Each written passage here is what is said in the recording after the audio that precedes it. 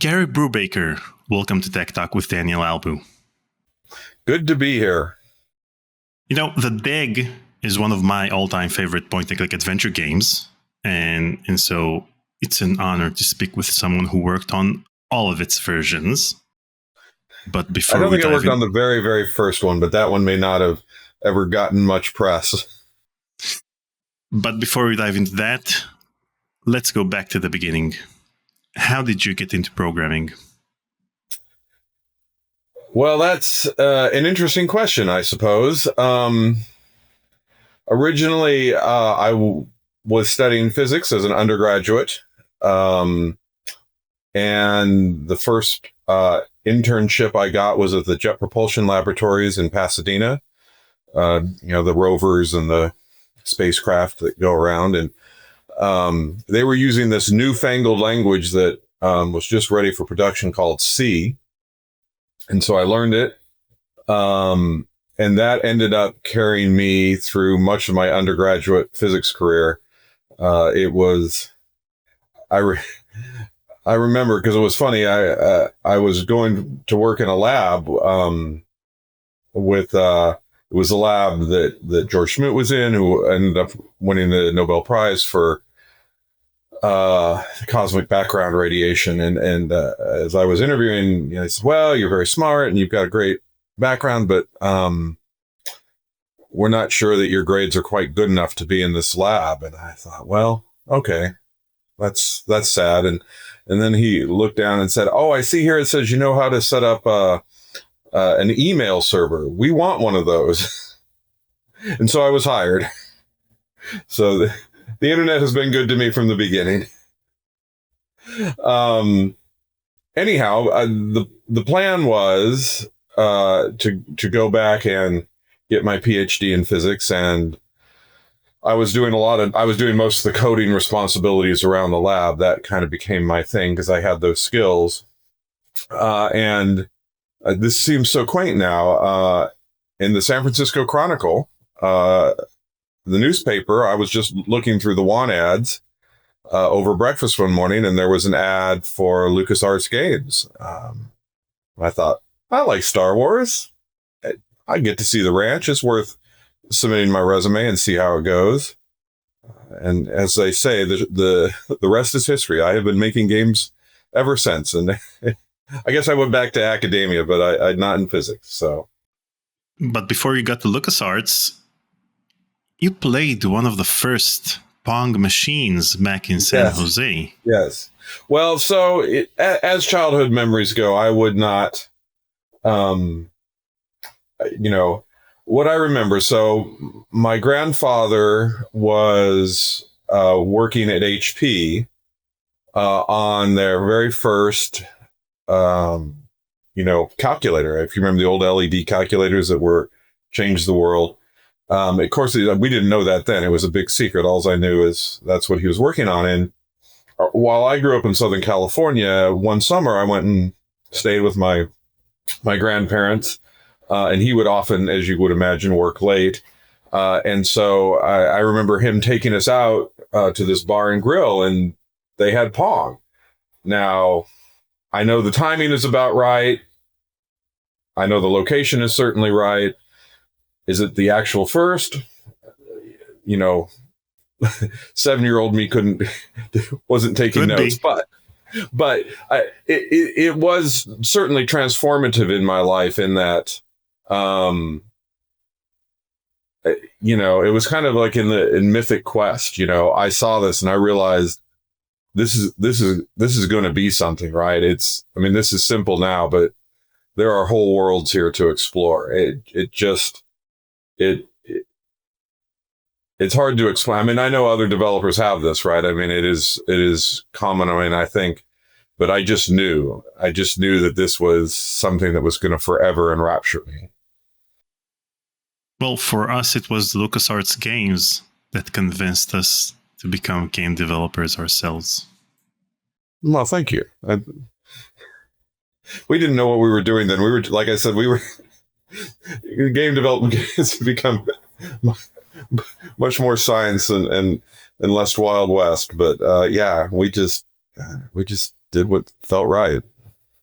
And speaking of game development, your first individual game project was a Lunar Lander clone that you did on the Apple II in the early 80s. Yes. So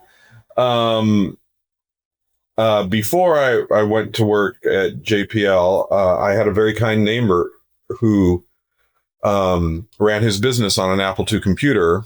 He was a real estate agent and so worked out of his home. And because everything was on floppy disk, right? He said, if you buy your own floppy disk, I'll lock my floppy disks up in a safe. You can come over in the evenings and use it. And I quickly discovered I enjoyed trying to create my own games more than I enjoyed playing games. And my favorite game in the arcade at the time was Lunar Lander. And there was a nice series of events that I programmed it first in BASIC, and it, ran, of course, I didn't know, I'm sure I could have been more efficient, but, it ran at one frame every 2 or 3 seconds, which started me down the trail of trying to learn 6502 assembly language, which I did as one did in those days, from magazines. I would go and buy magazines and was able to get it running acceptably well, I suppose. Anyhow, it was a lot of fun. And what was the hardest part of developing games back then? Did you develop your own physics engine for the game, or was it just, Well, physics would be generous, but yes, right. Some sort of arcade physics right? to help with collisions or anything else in the game. Yeah, it was.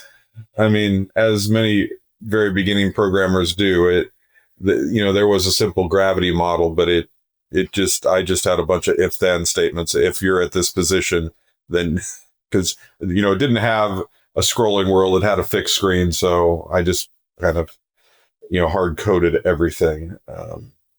But it was a good starting point. And I think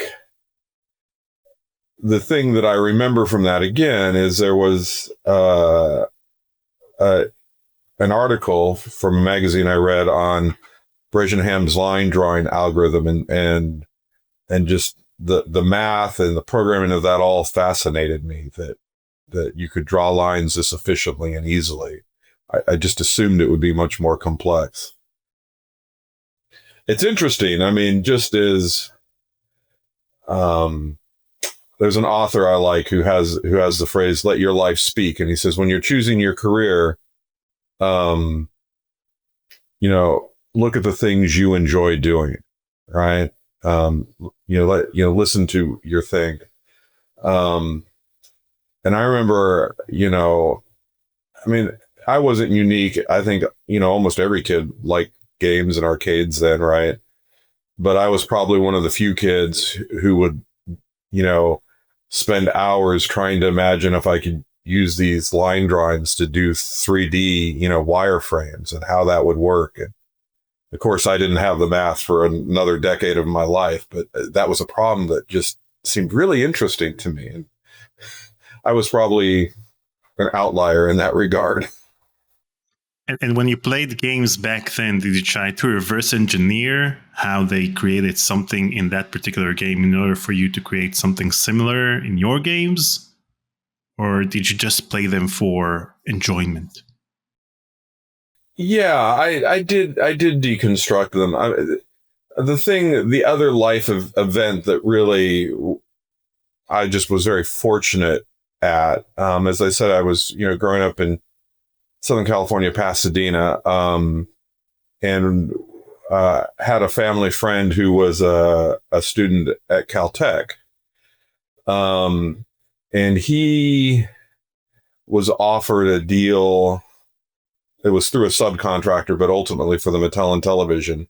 They said, CES is coming up in a month, and if you can have a game running on this for CES, we want you to drop out of school, not drop out, take a semester off.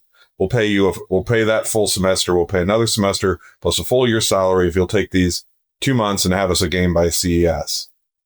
And he did. And that was the Mattel and Television basketball. It was a company, APH, he worked for, that hired him. That was all Caltech students and alumni.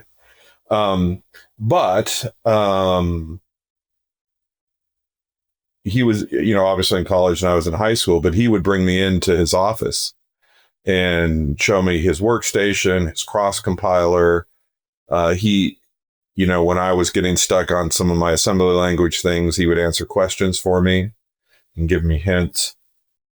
And I think it created a category for me that I could have a career making games. It didn't become fully formed until later.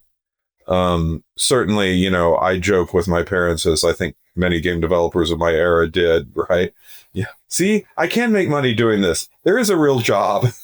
I'm not going to be a starving artist. But that was really, and he was very intelligent and very clever. And I'm really grateful because he taught me, to be curious about when I played games and to figure out why they did things. Particularly, I think, and this is something that still, I talk about with my students is, it's often assumed that in the early days, a lot of decisions were made because of the technology, that you had to work around it. And that was true. There's certainly not, I wouldn't disagree with that. But there's also a lot of decisions that were just made from a design standpoint. And as we have less limitations in the technology, there's an interesting question of how did the design and technical limitations play off each other?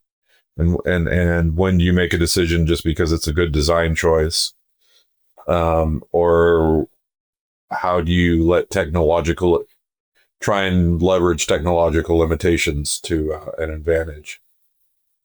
So yeah, I was definitely had some advantages that helped me get on the path, so to speak. Now, you convinced that friend of yours from Caltech to loan you time on the mainframes to play some of these early games. Do you recall any specific games you played back then? Yeah, well, gosh, two, right? I mean, I think that are interesting for this conversation. Colossal Cave Adventure, which of course started my interest in adventure games. That was clearly my favorite. I thought this was an amazing thing. And the other one I laugh at because with the huge popularity of roguelites, I'm like, unless you have spent hundreds of hours of your life in Rogue, you don't know what a roguelike is like. Yeah, so I mean that actually carried all the way through college and past college. I have spent a lot of time in Rogue and its various different forms, NetHack and AgBan and these other. You have the same origin story as Roberta Williams, because for her, Colossal Cave was also the first game she played, and in which she experienced a computer game that was actually an interactive adventure of sorts. Mm-hmm. And then she decided she wanted to do something similar with her company. Yeah, I think there's something very compelling, and I think it's morphed in ways, right? Because the genres have become more solidified and norms, and that's fine and good. But this idea of narrative gameplay where you are interacting with the story, right? It's not a passive event like a movie or a book. And I think even how much you can interact and change with that, right? I mean, there's something very compelling about that notion that there is authorship, but it's in conversation with the player, right? It's not just one or the other. Okay. So when did you start working at LucasArts? So, I was working as an undergraduate researcher in the lab, as I described earlier.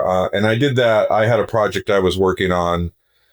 We had a space telescope that was being launched. And so I finished up work on that. And I think that 9 months, a year, I forget how long it was. And as I said, but during that time, I was applying to grad schools. And that's when I started at Lucas right after that. So really, for all intents and purposes, it was right after I finished my undergraduate degree at university. And that was what, late 1991, early 1992? Yeah, I mean, I should have read my resume before I did this. It was early 90s. Yeah, it was 90, 91. It was somewhere in that era. And what was the interview process at LucasArts like?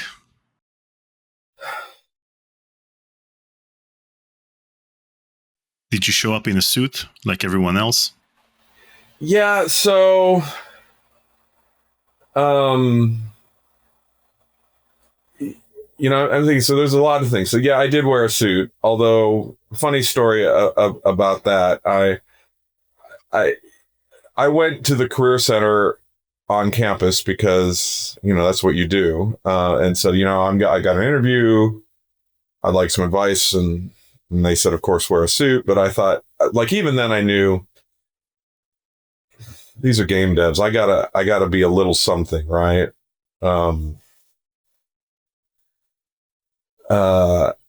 And so when I went, when I got let in, the receptionist said, take off the tie.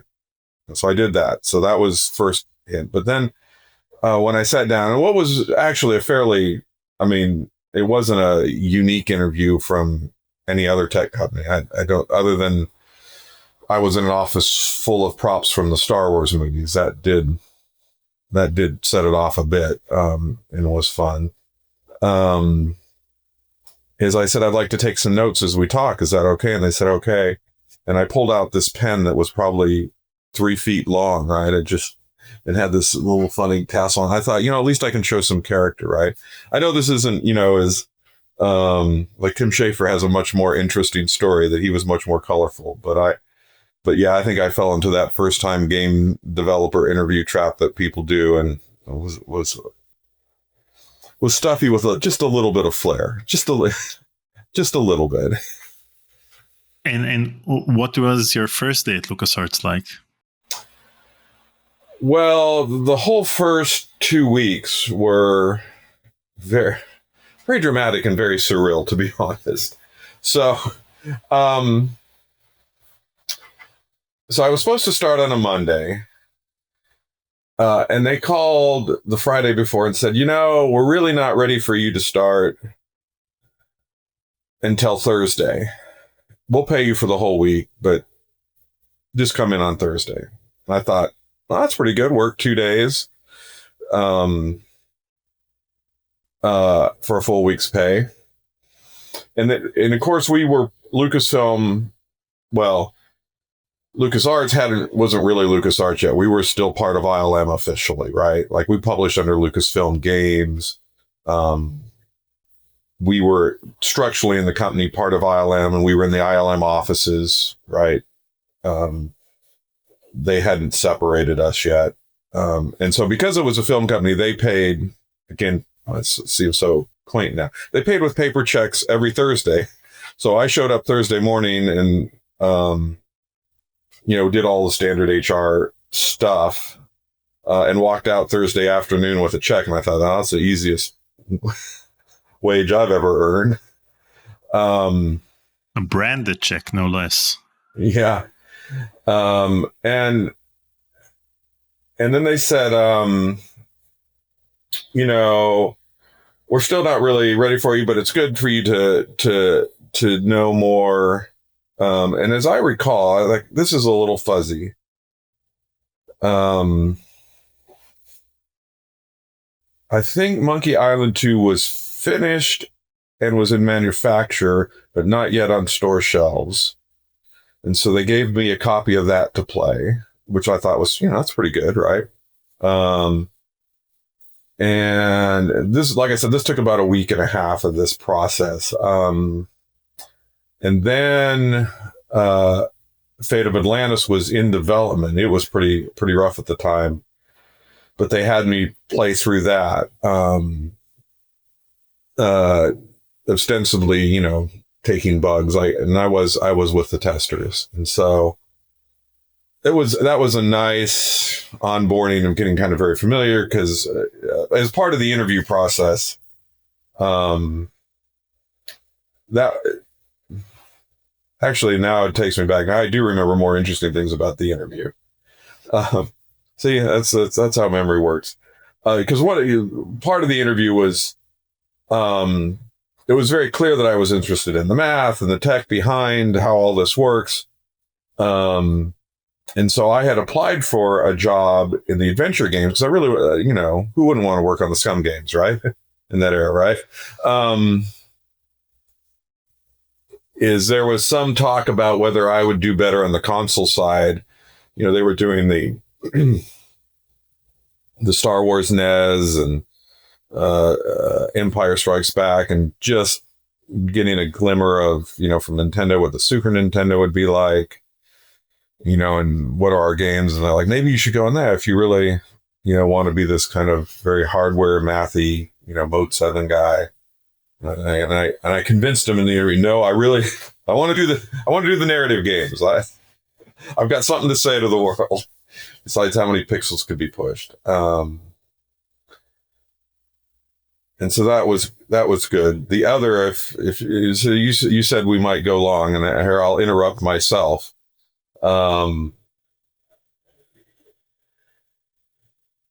You know, now, so one of the things, and this is still true today, and game companies still do this. You know, there's this kind of philosophy that life is too short to work with jerks, right?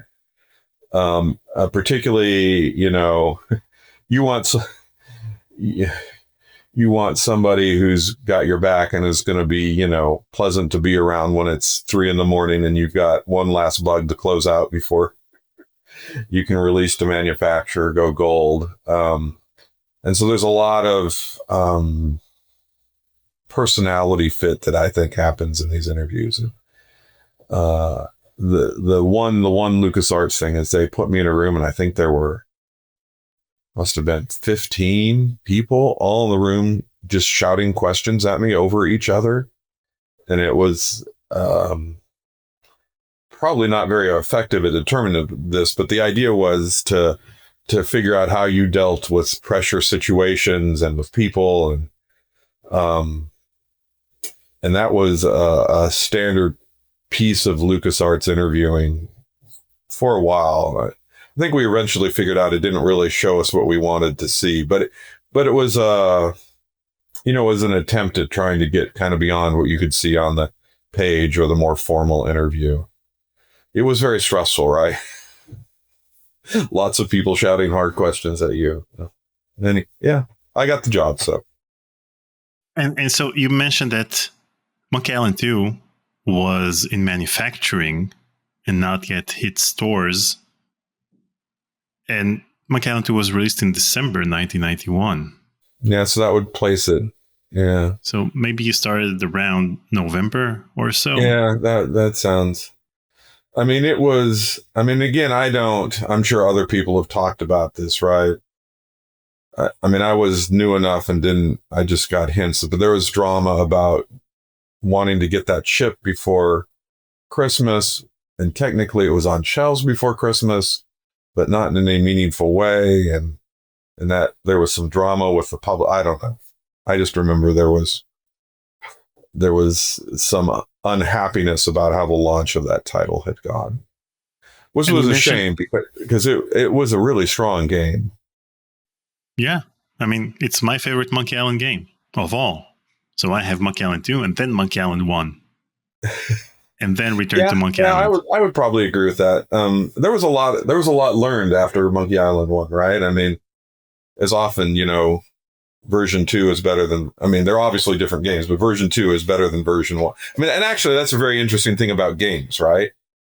for movies and books, usually the sequel isn't near as good as the first one, whereas games, very often the sequel is better. Yep. Because they actually listen to the players' feedback, and usually the players complain about things regarding the gameplay itself. And so you can always fix that in the second version. But when it comes to plot, you need an interesting plot to begin with. And if the plot sucks, then the movie sucks. Well, there was also, and again, this was before my time, so I may remember this wrong. I think Monkey Island 2 was the first time they required VGA too, so they didn't have to spend a lot of time trying to make it look good on CGA and EGA screens, which took an enormous amount of time. And I feel sorry for the people who had to play it that. I mean, I guess you did what you had to do, but on the other hand, they had to deal with the IMU system, which made things a lot more difficult. Yeah, well, so that's a great segue, right? So what? Well, before we get to the IMUs, we'll do this a little chronological because the beginning was so impactful. So that, well, like I said, my first 2 weeks were basically playing games, and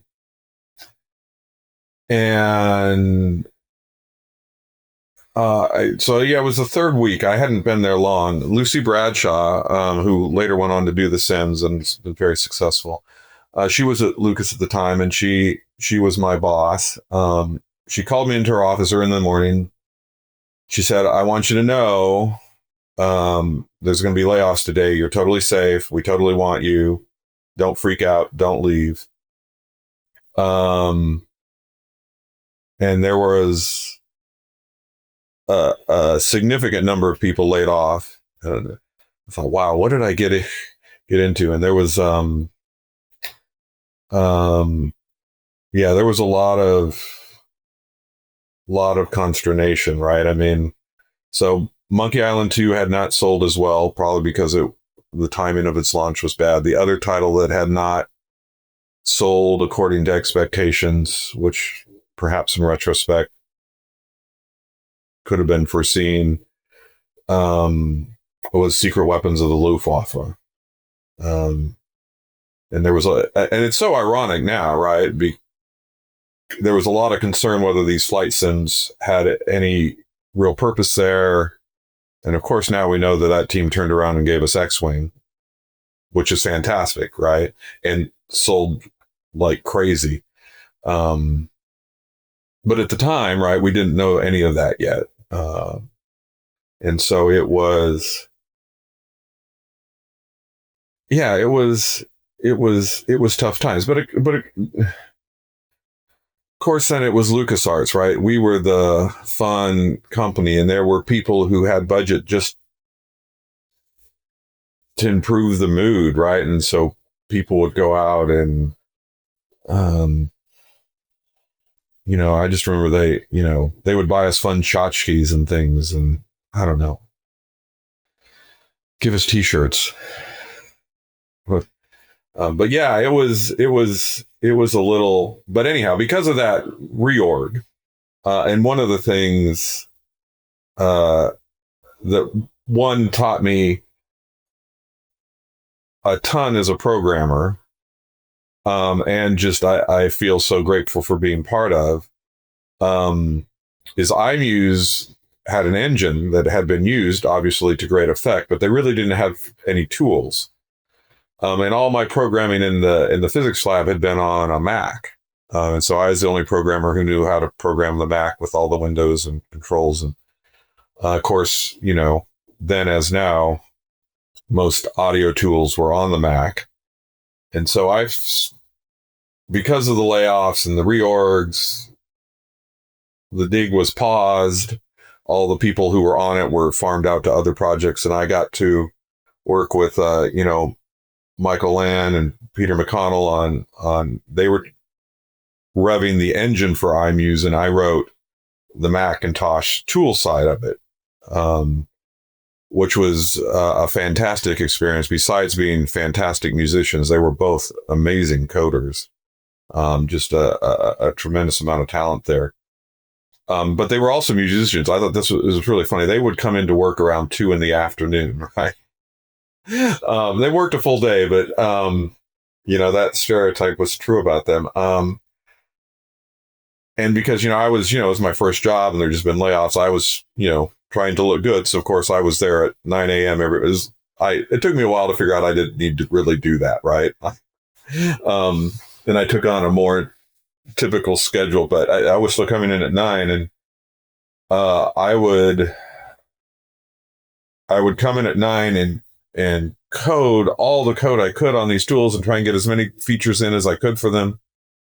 And then they'd get in the afternoon, and we'd spend the whole afternoon, and I would have to show them, and they would go over it with a fine-tooth comb. Just incredible detail. And at the time, it felt very annoying. But as I look back, I learned more about user interface and code design. It really was a boot camp experience for me, and I am very grateful for that. And I think just being, anything to be even briefly for a short period of time associated with iMuse was a huge privilege. I enjoyed that tremendously. And Michael and Peter, they're just fun people. Opinionated, very opinionated. I'm sure you know. I do. I talked to all of them. And you mentioned you also played Indiana Jones and the Fate of Atlantis in its late development stages. I know that it got an extension. Yeah. It was supposed to be released around the same time as Monkey Island 2. But when you played Indiana Jones and the Fate of Atlantis in those late development stages, was all of the gameplay there? Did it have the 3 paths? What was the state of the game at that point in time? So it did have the 3 paths. I would say, I forget. I think it was the Wits path was fairly finished. And we're talking about iMuse. It was still not completely scored yet, as I recall. There was a lot of places without any sound. The other 2 paths were, all the puzzles were there, but not all the art. And there was definitely still changes happening. I think, Hal Barwood, it was his idea to, let's build 3 games with the same art, and that will be, since art is most of the work in an adventure game, that will be a huge savings. I think in the end that didn't play out as well, that the game design and the tuning and it just took a lot longer and that's what really, there was just a lot more code and a lot more art than there was in Monkey 2. And it took a lot. And Hal was a perfectionist. Let's just be honest. I certainly remember, when this jumps ahead in the story, but when we were working on the Infernal machine, we always joked that there was H bugs. We had an A through F kind of rating, but H was a Hal bug. And that was like, bug from God, right? Nothing else mattered. That was a Hal bug.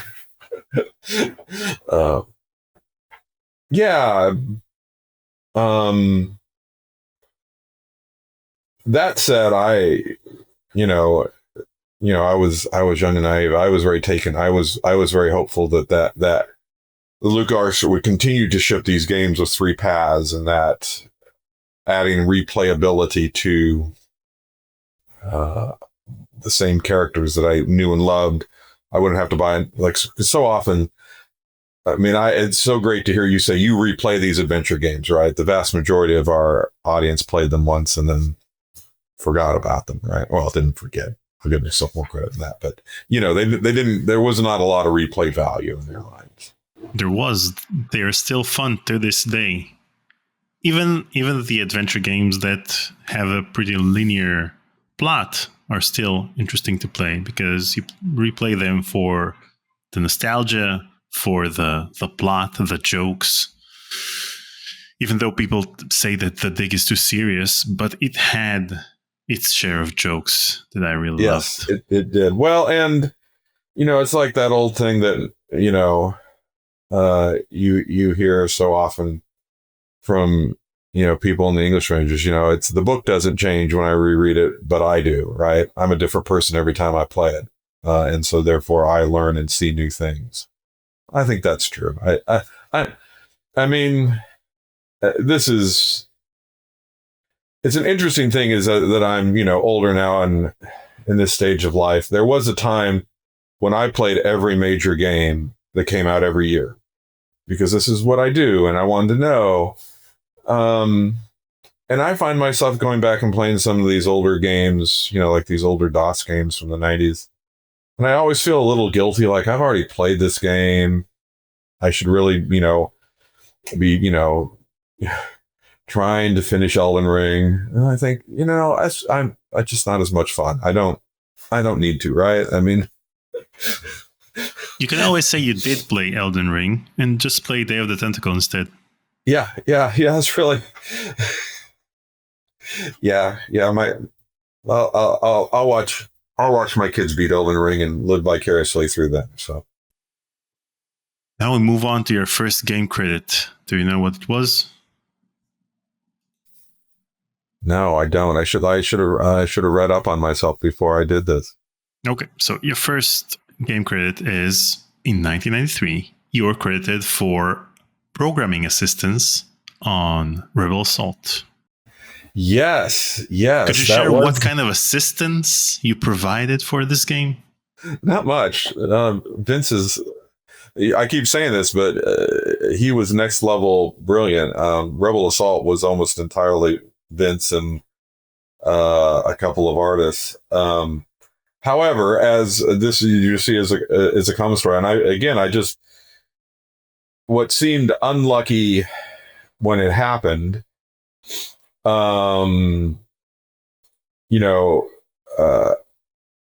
PCs were a complete mess then in terms of hardware compatibility and lots of things.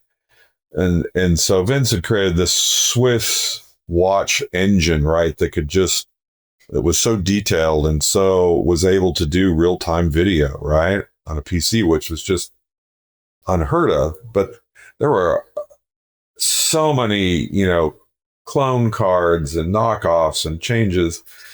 And so as the game was in the last couple months of getting ready to ship, there was somebody else who was tasked with it, and they said, oh, this is just too tedious and unfun. And since I was, kind of at the bottom of the rung of the ladder, I was tasked with it, which in the end I think was good, of just, working with the kind of the install and figuring out the hardware and how to get, this kind of, I guess we would call it now compatibility work, right? And so, 99.9% of that code, and anything that was really the game, was Vince, but I closed a lot of these, compatibility bugs and sort of things in the last couple months. And it turned out to be great because obviously that game was a huge success, and continued to do really well. And I was very glad to have my name on it, and be associated with it. Yeah, and it's a great first credit. Yeah, it is. And also, the other thing that was, this is a tangential to the story, but it relates to the dig. But, one of the artists on the, that I was sitting near on Rebel Assault was doing stuff as Bill Tiller, right? And so, that was a time when, we got to kind of, like we would have, that was, we were young and idealistic, and it, we would go out to lunch every day and with various groups, but, but Bill and I would have long conversations about how video game companies should work. I mean, you can see, where this is going, and how video games should be made. And that was a good kind of fertile ground for me to kind of grow my ideas and what made a game and how games should work together. And I think the start of what became a really great working relationship as leads on the Dig. Now, in addition to being credited on Rebel Assault, you also made an appearance in the official strategy guide for Rebel Assault. Did you know that? I didn't. I did. What did I say? Well, there was this photo of you and Eric Woolmunder. Yeah, and Mark. Yeah. This was taken during those programming assistance sessions of yours. Wow. Yeah, that takes me back. And again, because we were part of ILM, I'm wearing that was the crew shirt for Jurassic Park. Really? Yeah. It was not one. It was a very hard shirt to get. I mean, I didn't do anything on Jurassic Park. That's not, it was one that was very hard to get because it was the crew shirt. And so you had to work for ILM, and it was low run. And, I'll tell you, I got more comments on that shirt than a lot of the game shirts I wore. But yeah, again, I was very proud to be, just part of that whole milieu, right? I mean, later we became much more siloed, but back in those days, right, we could still wander the halls of ILM and see all the amazing things they were doing. So we were more collegial then.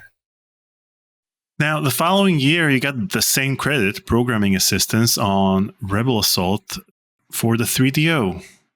Now, I presume that either the credit transferred from the DOS version, or you actually did have. I'm gonna have to update Moby Games. I had no idea. Well, it's on Moby Games. It is. Well, okay. There you go. I had no idea. Yeah, that happens. It's I know of some other times it's happened. Certainly it's the gift that keeps giving, right? That you write some minor little bit of code. And so the credit is, I'm sure, proper and true that there is some bit of me who lives in that, even though I had nothing, someone copied my code, I'm sure, at some point. And that's great. That's fantastic.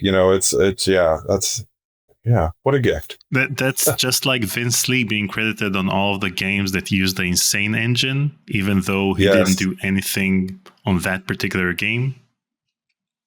Yes. Yeah. And I've had this with some other games that are very well beloved, right? People say, oh, I know she had a credit. What did you? I'm like, well, nothing really. I mean, something, right? But in reality, yeah. You can always make up a story. Yeah. Gosh, we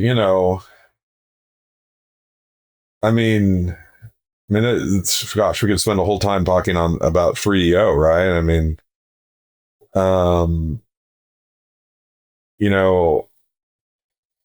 Trip Hawkins, right? I mean, he's this, fascinating character, early at Apple, started Electronic Arts, I was going to change the video game console. Who wasn't to believe him, right? I mean, obviously that didn't happen. We know the story now.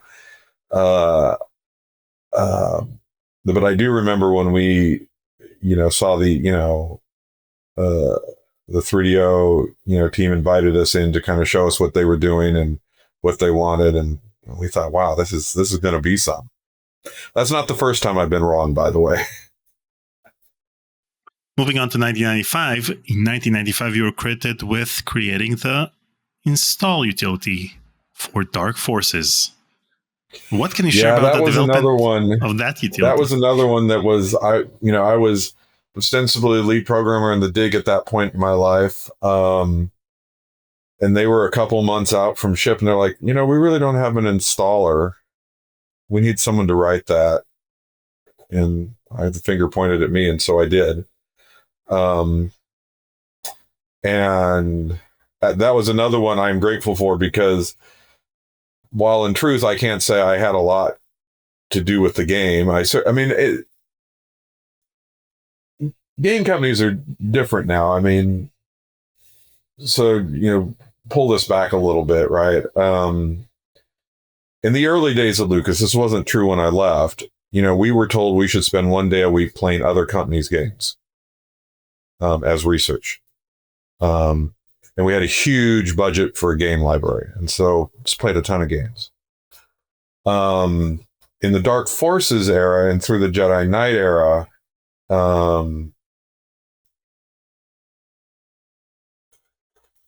we would have, the team would have, I think it was Thursdays. I don't know. Maybe you've talked to people, but like Thursday afternoons, they would do a build and we would all play, right?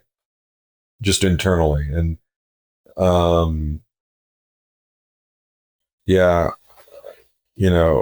Rob and Ray, they were, again, there were some great things in that. And so getting to play that, getting to be on it, I was grateful. And then of course, in the, an odd twist of fate, that actually recently came back to haunt me again, is they listed all the programmers in alphabetical order. And because my last name starts with a B, I'm the first programmer listed other than the leads. I got a lot of headhunters calling after that. I'm like, I really didn't do that much on the game. They're like, well, you're at the top of the list. I'm alphabetical. But it, yeah, it was interesting. I was at a game show. I forget, it was GDC or something just a year ago. It would have been a year ago. And saw the team who was doing the Dark Forces Master, the remaster that was just released on Steam. And I went over and told the story. I'm in the credits, but I really I didn't do much. And they were very kind. They asked me to sign one of their original Dark Forces boxes, and gave me a free Steam code. So I got to play through Dark Forces again recently, and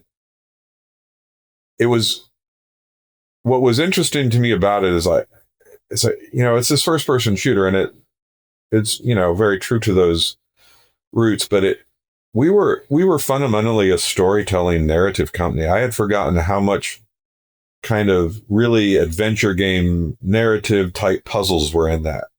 Even though it was a first person shooter, I thought, oh yeah, we couldn't get too far away from our roots of, finding objects and taking them and putting them together. And I'm like, you could tell that, even though this was a shooter, kind of in the Doom style, we weren't it, right? We had a different pedigree that informed our game design. It was really nice. It was nice to see that, I think, every shooter now has lots of story and lots of everything in it. That's the way the world went, that even then we could kind of see it. Now, Dark Forces was released in March 1995, which means that in 2 months it's going to be its 30th anniversary. That same year, Windows 95 was released. It was released in August, and Dark Forces came out in March. So given the fact that you worked on the install utility, did you have to take Windows 95 users into consideration in a way? Did you have to add some Windows 95 compatibility, or did you ignore it? Yes. So internally, and this came to benefit me later. I was always more of the cutting edge, and I was one of the few people who was running the betas of Windows 95. And I was definitely making sure that we could install under. Part of it I had to, because we knew it was coming. But part of it, was it was just fascinating to me to see. I very much wanted to get, like I said, I came from the Mac. I wanted to get beyond the DOS days. I wanted Windows to work in a way that it hadn't before, right? And so I did most of my development under Windows 95 on that, in fact, and people called me crazy. And this is, kind of one of those things that was, Microsoft advertised it as, this is the first, no longer on DOS. It's all just one thing. But the truth was, they had a DOS, a 7.0 that it ran on top of. And in the development, so I was running Windows 90 or DOS 7 or however you want to call it. I was running Windows without the GUI to do a lot of my development. So it still felt very DOS-like, but I had all the features of Windows 95 there at my. Yeah, that was an interesting development because it was also a big push that was just starting then. It hadn't, obviously there's a whole long storied history how this happened with DirectX, right? But Microsoft was understanding that the only programs that weren't moving to Windows at that point was games, right? Because Windows just didn't support them well. And so we were very anxious for Windows to be good enough that we could ship games on it, or I was. I don't know corporately what was the feeling. But we were Lucas, right? I mean, everybody wanted to come see us, right? Have lunch on the ranch, right? So it was no problem having the Windows 95 people come and talk to us. Still in 1995, you were also credited as the lead programmer on Sean Clark's version of The Dig. But you were also involved in all the previous iterations of the game. Well, not the very, very first, but that one didn't go far.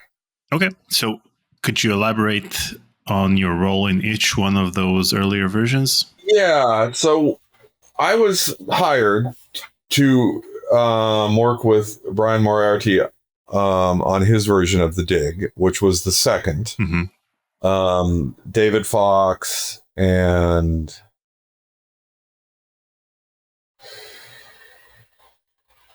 I forget who else had started a prototype that they had, and it had been canceled fairly early on because I don't know why. I shouldn't say. It didn't get very far. I saw a little bit of art. I don't think any code had ever been written. I don't know that we didn't do design documents then. So there was nothing left from the Noah Falstead version? Yeah, so that was it. Thank you. It was Noah and David. There was a little bit. As I recall, there was just not a lot of content generated on that. In fact, see, again, the memory triggers me. It was very interesting. I am very grateful to Noah because he was actually the person who did my one-on-one interview when I came to interview at LucasArts. And he was also one of the people laid off, a couple weeks after I was hired. And I had this very interesting conversation with him at GDC a few years back. As I said, I bet you have no idea who I am. He said, I have no idea who you are. I said, you interviewed me at Lucas and you hired me. And I'm grateful for that because that's what started my professional game career. And he laughed. That was nice to be able to connect with him again. Yeah, I mean, it was all of it, like and there's been a lot, written and said about how George Lucas and Steven Spielberg have this very warm friendship and their own way of doing business with each other. And The Dig is certainly a child of that, right? Steven loved playing video games. George, not so much. And Steven said, "Hey, I got a great idea for a game. You got a game company. Why don't you make it?" And he had a whole list. Steven had a whole list of ideas. But he was a film guy, and so they were very much in that linear storytelling point of view.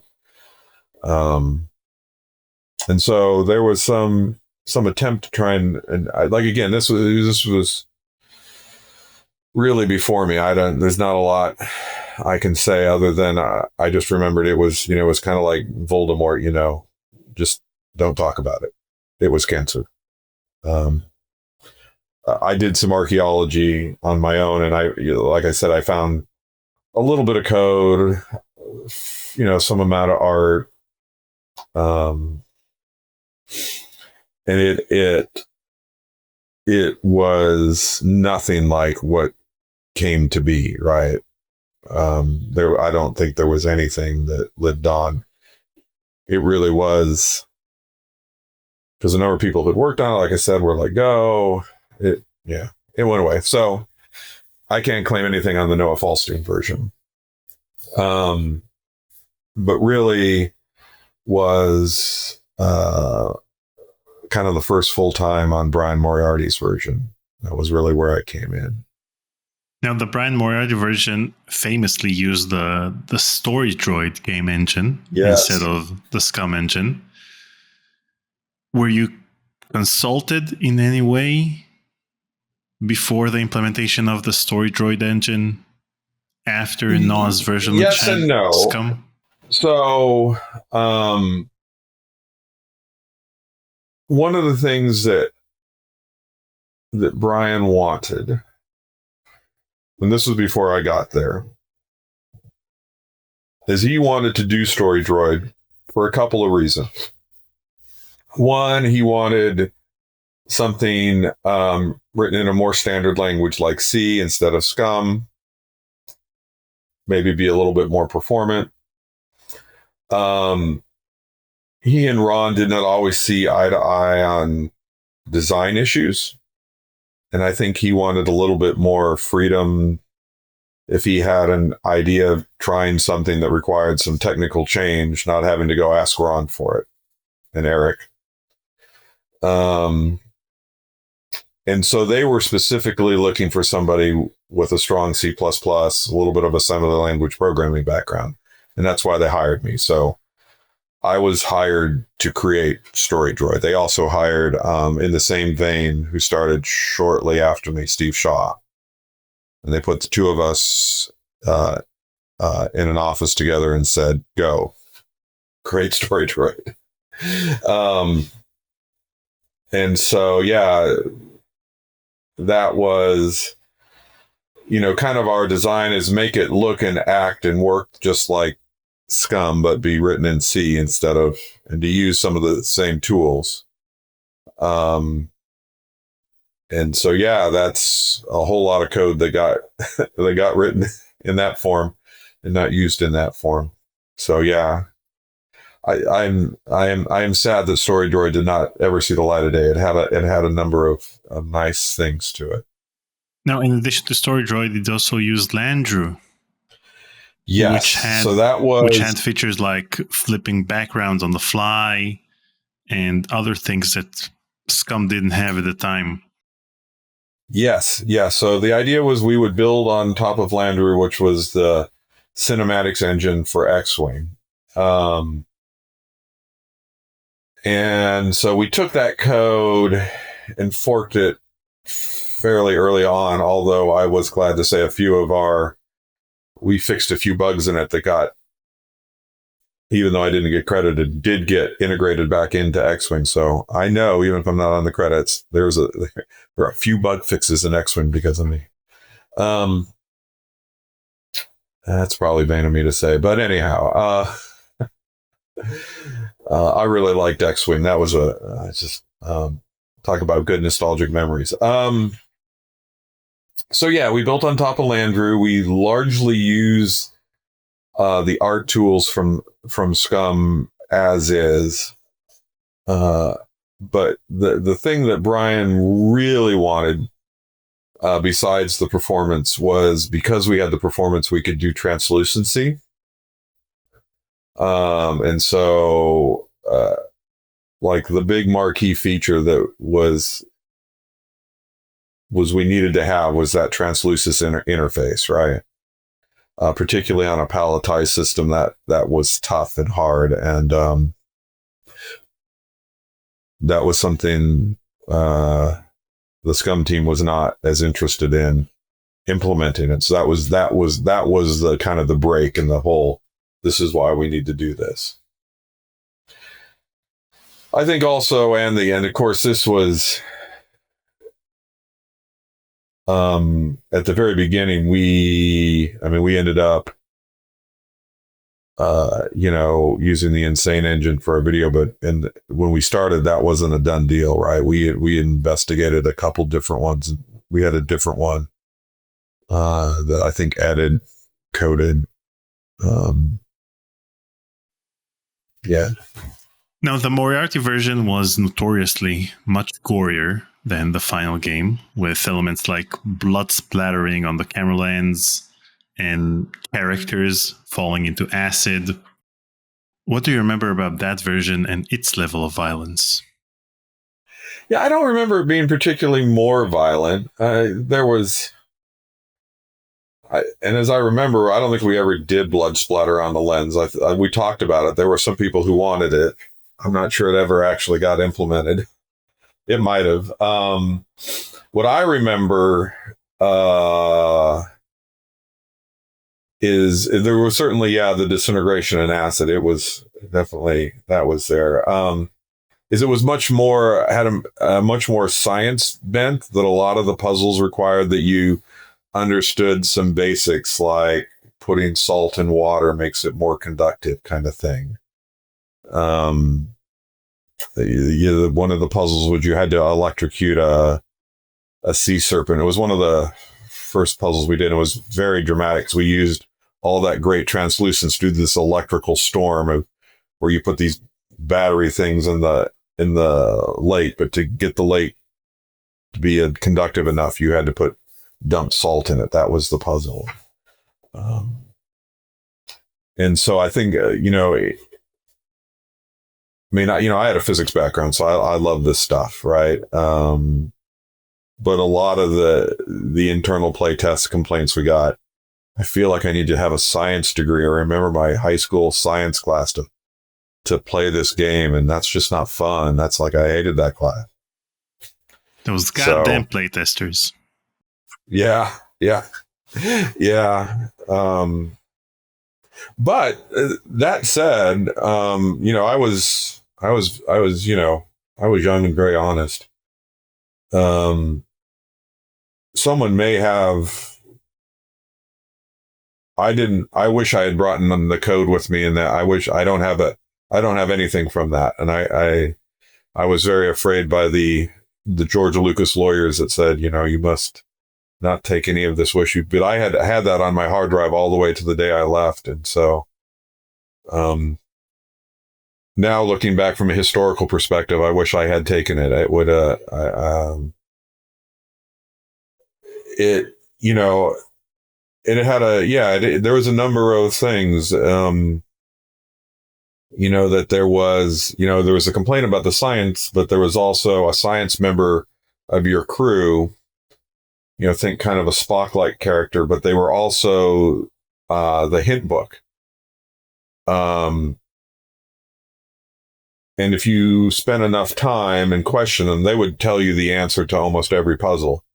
But if you never talked to them, you could solve it all on your own. So there was this kind of very natural, organic way of guiding players, which has obviously been used to great effect later on in video gaming, but I think was fairly unique then. Yeah, because back then it was very profitable for gaming companies to sell hint books. So having a hint book in the game. Yes. In fact, there was a lot of drama about that, about we won't be able to sell hint books. And Brian is many things, but he was very, he was very keen on doing that. He felt like that was the future. Well, he did work on Loom, which is by far the easiest point-and-click adventure game that Lucasfilm has ever made. So his mantra is that games are made to be finished. So yeah. Well, I would say that's true today, right? I mean, the number, the data we get, the number of people who finish games is very small. And it's very frustrating as a developer, right? I mean, you often put your best work into the final sequences of a game because it's the grand finale, right? It's the climax. And yet a large portion of your players never, I guess YouTube exists now. I mean, people, I guess, probably see it. Maybe they bother. Well, at least now you know how many people got to the ending of the game because you have the achievement system on Steam. Yes, so you see that 20% of people get to the ending. Yeah, it always amazes me, because there's a lot of games I don't finish, and I'll go look, and it's like, oh, you're in the top 12% or 20% of achievements for this game. I think, I didn't get that far. That doesn't... Yeah, I played 10 minutes. Yeah. Now, speaking of characters falling into a pit of acid, what do you recall about the Toshio Lima character that was supposed to be the fourth character, but was removed? Yeah, so he was the hint book. He was the science, exactly. Right? Perhaps a bit, perhaps a little cringy now, being the kind of the stereotypical Japanese nerd. Yeah, but we had, a full walk cycle and gestures for his character. And him falling into acid. Had him falling into acid and melting. We hired them. I don't even remember their name. They were just with us. We had a special effects artist that we'd hired from Disney who did all the effects on that. And so they were kind of working in a different track. And so we were getting these, we had the acid, we had the electrical storm of electrocuting the sea monster. And again, these were all in service of, we get translucency now. And so we can, do these more advanced graphical effects. And do you remember if his removal required any significant changes to the code? No, in Brian's version, he was brought over because, but he didn't last very long.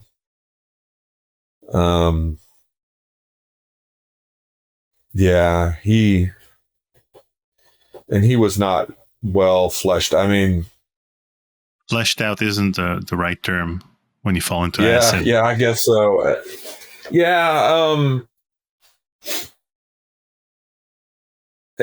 In truth, right? There's different philosophies of game design. I am of the camp that you have to listen to your game. Your game will tell you what makes it fun as you play it, right?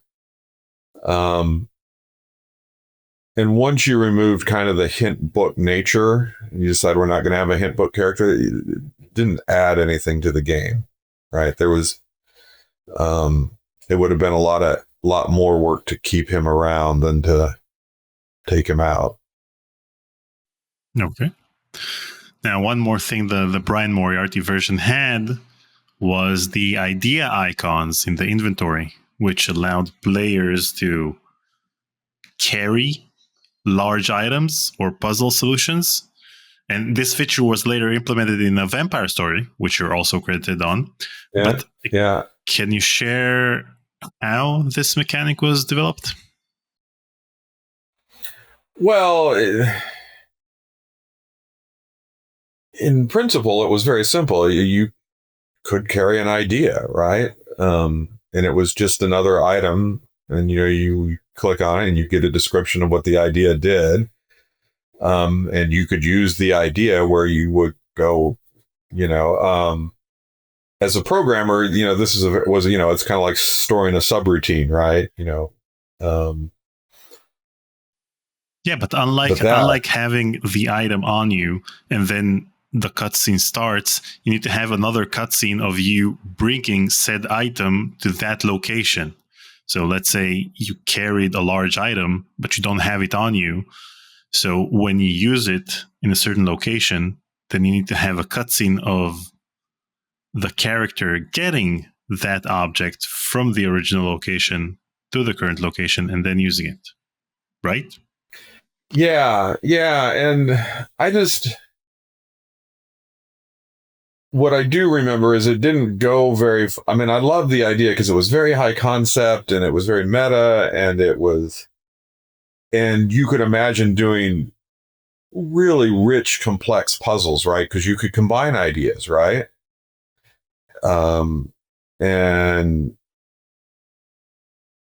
But like nobody got it. Like anyone outside the team who played it, just no one got it, right? And maybe that was on us that we didn't ever explain well enough how you acquired these things, how you use them, when you could use them. It was always an uphill battle. But I love the idea. I mean, that you can carry conceptual things as well as physical things, right? I mean, and again, you see this more in modern gaming, right? But it blurs, we had a very rigid, I mean, games were simpler than, there was verbs and there were nouns, right? Because we came out of text adventures. So you had your verb bar and you had your inventory, which were your nouns, right? And you could construct I mean, even though we were graphic adventures, we were still in our mind thinking of we were constructing sentences, right? And if you can kind of let go of those shackles of that design conceit, it opens up a whole world. Whether we did not implement it well or whether it was just too early for people to get it, I don't know. But yeah, that struggled. But I do remember the little colorful, like the icons, right? I mean, that was also hard for the artist. Like, how do you make an icon for an idea of something? So was it translucent because you had that feature in StoryDroid? Yeah, they were all like, I think they were all blue or green or something, like a little thought bubble was the kind of the idea.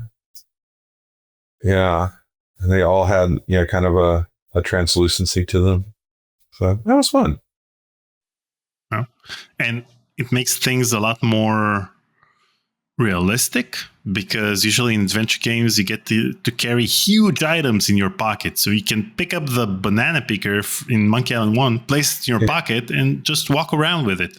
So the idea feature makes things a lot more realistic, that maybe in real life, if you had to do the same thing, you'd go and pick up that object when you actually knew what you needed to do with it. Right. And you can use it in other ways, right? Like, I want to build something like this, or, I mean, it's very, like this is like, Plato and his ideas, you can get at what is the real essence of something, right? And if I can get the idea of this thing, I know its real power. Now, the Prime Moriarty design also included a Klein bottle device that flipped a character's body like mirror when they entered. Yeah. Now, Bill Taylor mentioned that it required special code to flip the animations and the backgrounds. Do you recall anything about implementing this part of the game? Yeah. Well, and it's funny because it goes back to, Brian worked at Infocom before LucasArts, and he did Trinity. And this exact puzzle was, I mean, obviously that was a text adventure, was stolen straight from that game, in that there's a part where you have a left-handed screw and you go through the Klein bottle and it comes out a right-handed screw. I think that was, I mean, that was another thing, Steve and I shared an office as we went back and played all of Brian's old games. He didn't ask us to. We were just curious, right? to kind of get a better idea how his mind worked. This is a rabbit trail. We also went back and played the whole back catalog of LucasArts, and that's when I discovered Zach McCracken, and that is an unsung treasure. Really is. Why didn't I love adventure games. Why did I never hear of this before I started at LucasArts?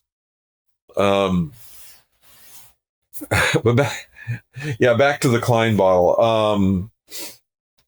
Lander had the ability to do the flips, but that code was all written in C. And so one of the things I spent a good portion of my life was translating them from C to assembly language, because the objects were large enough on screen that we needed that little extra speed bump to do it, to make that puzzle work. And one of the things that's just, it's still hard for me, and I talk to my students about this now, because we can push, billions of pixels a frame. On our low-end spec machine for the Dig, you could only change about 3/4 of the pixel on a screen per frame and still get 12 frames a second. And so you had to design your art and your scene so no more than 3/4 of the pixels would change in any frame. And so there were tricks when you do this flip. We would pre-process the art and say, when we do the flip, these pixels never change, so we don't have to redo those. We'll just do the ones, kind of do a diff. And so there was quite a bit of engineering we had to put into to do that and still maintain the frame rate. That's more of a programming answer than a design answer. But I love programming answers. So how far along was the Moriarty version before it was canceled? Did you get to have a pizza orgy? We did have a pizza orgy. The game was completely playable with all the puzzles. Like I said, I wish I kept it. We probably only had about a third. It certainly wasn't more than a half. Between a third and a half of the art, so it was a long way from being done. But we had all the core tech implemented, and it was completely playable. Save games, everything, it all worked. Wow. The programming side was, more or less done. It was the art side, and I'm sure, and Brian was a tinkerer. I'm sure if he had stayed, we would have continued to implement new features and new design things.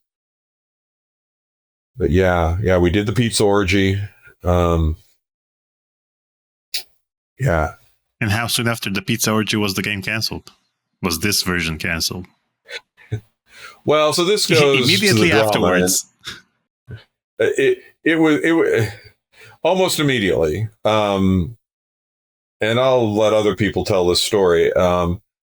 But I think it's well reported now. We had the pizza orgy, and Brian didn't show up to it. Just didn't tell anyone. Just didn't show up. And so for the pizza orgy, I was elected as game spokesperson. So I was the one who presented it to the company. I was the one. There was a lot of my heart and soul in that version of the game. Loved it. And so,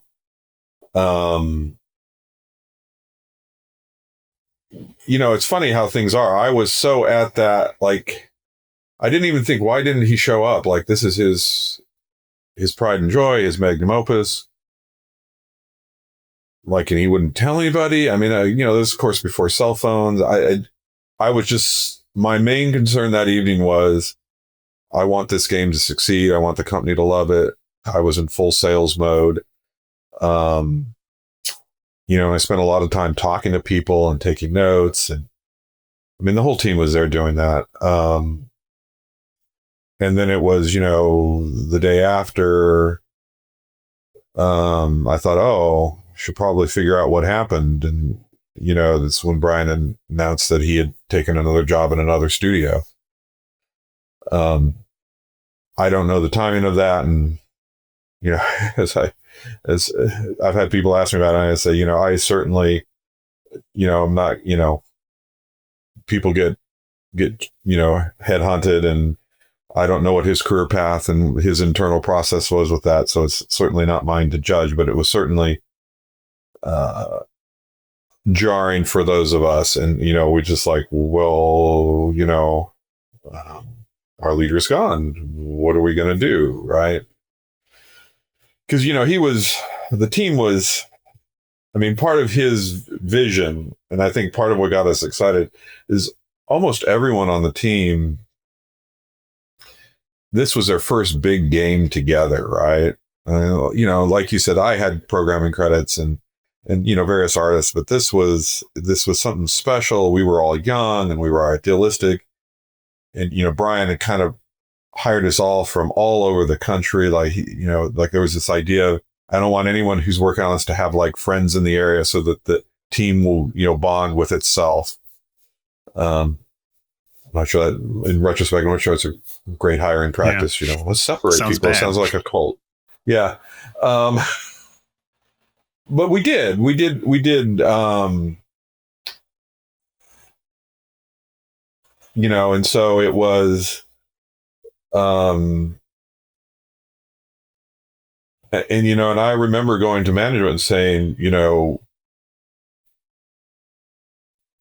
with Brian gone, what do we do? And they said, well, just keep working on whatever tasks he left for you. And I'm like, he didn't leave us any tasks.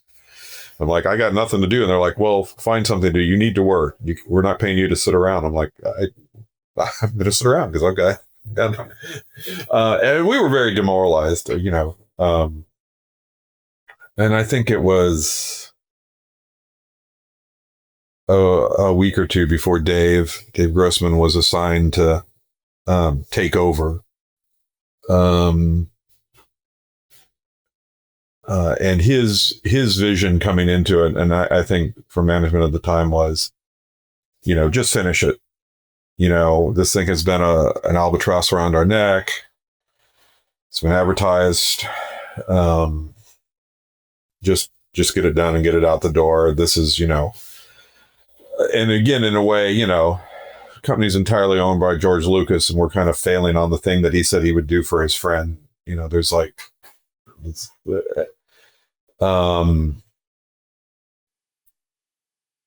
why didn't management, cancel the pizza orgy if they knew that, Brian? I think Brian just didn't show up. I don't know. I don't think I really don't know.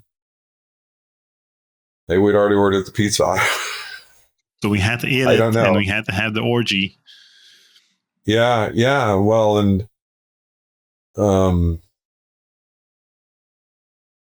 yeah, and because it was internal to the company, but we had press there. We had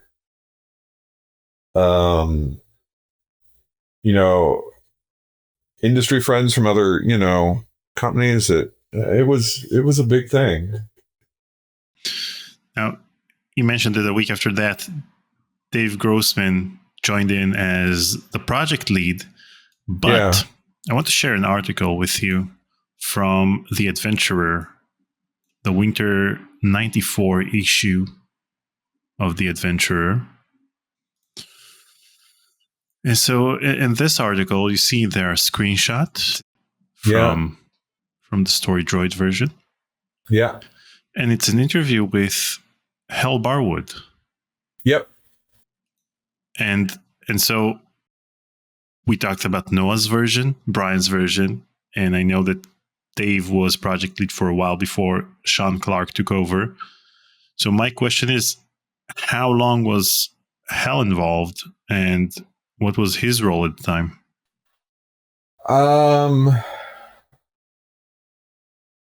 We had a bit of a disconnect. So this article, as I recall it, was a bit of PR spin, kind of control the message. Mm-hmm. So, Hal was certainly the senior kind of wise old project lead that was really a center of gravity for the company and just added a lot. And so I think there was a sense of, we've been telling everybody this is Brian's. It's a big thing after Loom. We've got to say something. So certainly Hal was involved in transitioning us, but he was never really, it was never his thing other than kind of externally facing and internal, kind of mentoring. I would say there was never like a Hal Barwood version. One of the things that was interesting, because we talk about these narrative games, right? And then maybe this is some of Hal's. Dave and Brian are very different people. And so while it was just finishing it, he wanted to change some major story points. Like it wouldn't change any of the puzzles. And that was before we were doing, we weren't so concerned about voice and talkies as we called them then. We could just rewrite big sections of the dialogue that would change it. And so, Hal was, we had a lot of story idea meetings, and Hal was instrumental in those, I think, kind of saying, how can we not change any of the puzzles and but still kind of tell a little bit different story, right? And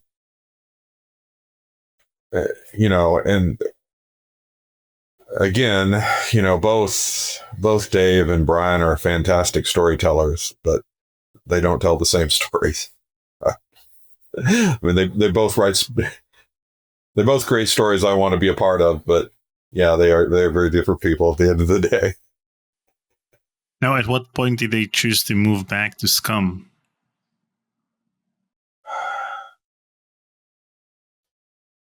This was all in closed rooms. It was months. We knew management was considering it. I never asked. I probably should have, and certainly should have more recently asked Dave. I don't know if Dave was saying, hey, I don't think this thing's finishable. I think it's farther away. I don't know if he was trying to save it. We knew management was talking about whether they couldn't cancel it because, again, friend of George, right? We had to do it. And there was also a feeling that we couldn't fail again, right? This was looking really bad. We were feeling, kind of like a cursed project, right? People were trying to get off of it and get on to other projects. And then actually, as we go back, that was, Bill Tiller and I, we were kind of the true believers through all of that, right? We really. And so when they made the switch to Scum, which features from StoryDroid or Landrew, if any, were left behind when the game transitioned back to Scum? That's a good question. It would be easier for me to think what did come, right? So, one of the first things I did on StoryDroid, because Brian had said, I bet I can have a point-and-click character walking around in a month. And that was my first task, and we got that. But one of the things is I rewrote the pathfinding engine. It's fairly easy in the old Scum games. If you remember, you click and sometimes take a very long way around instead of the most direct path. That code came over. The translucency code came over. We got the fake vertical scrolling, but not real vertical scrolling.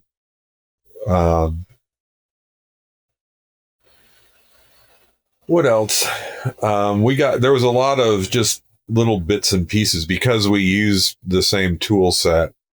And honestly, a lot of those bits of code had actually already been taken over into Scum even before StoryDroid was killed, because we were trying to be evolutionary, not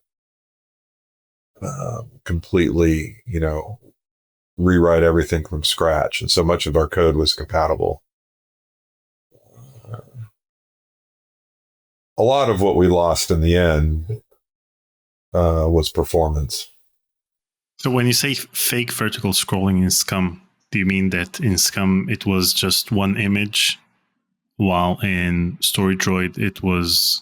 Yeah, we had a complete, scrolling in every direction, and a more advanced system for doing parallax. And did you consider implementing any of the features in Scum, like using the knowledge you acquired from creating Story Droid and working with the people who worked on the Scum engine to implement these features? Yeah, the stuff that was, we had to bring the translucency stuff, because we'd kind of shown that, and that was expected. The better pathfinding was drag and drop, because I'd actually used the exact same, I'd taken the code and just rewritten it, right? Refactored it. So that was, just drag, plug and play. There was a sense of, we can't fail. If there's a question of get it to ship or take a risk, we always went with get it to ship. The other thing is, I remember at the peak, we had 50 people working on it, which at the time was an unheard of number. And so a lot of the problems we were dealing with was, how do you get 50 people to work together? Because before, these would be small teams of, 12 people, and you could all go in a room and all create a vision together and have that vision shared. And that was part of, so you see that in the original Monkey Islands, right? There was this, and even things like Day of the Tentacle and Sound Max, where these people, this small group of, people really came together. But in the Dig, we were doing something different, right? There was all these people and people working in different things. And certainly as leads, we knew what was in the whole game. But there were people on the team who didn't know everything about all the game, right? And so that was something we were trying to manage as well, right? How do you deal with this scale? And that was mostly because we just had so much art in that game. And in the end, it felt even like, because we had to outsource some of, which was a really big deal at that time, right? We were rendering some stuff in 3D. We had to outsource some of that. And like internally as a team, we felt like that was a failure. Like we should have been able to do it all ourselves. Again, such a different, now, of course, art is worldwide distributed on every game, right? That's just the way art's done. Yeah, I forget the question you asked, but what I'm thinking is, how do we get 50 people and how do we not fail? So you guys were hemorrhaging money in order to pay 50 people to work on a game just because Steven Spielberg's name is attached to it, and Steven is a friend of George. Yeah. Okay. Yeah. That was, Sean's a great creative too, but he also was very, very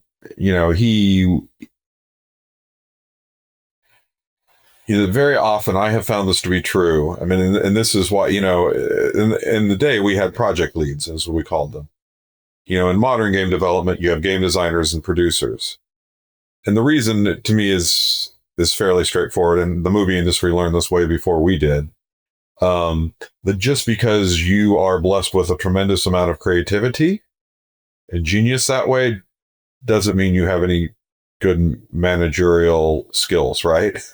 Like those two don't necessarily have to go together, and to expect a person to have both is often the people who are very good with budgets and schedules are the ones who don't have a lot of creativity, right? And so if you can find a pair of these people, it's like an electron and a proton. You can make this atom, right? This thing that one person can just worry about being creative and one person can just worry about getting it done. that wasn't true in this era, right? And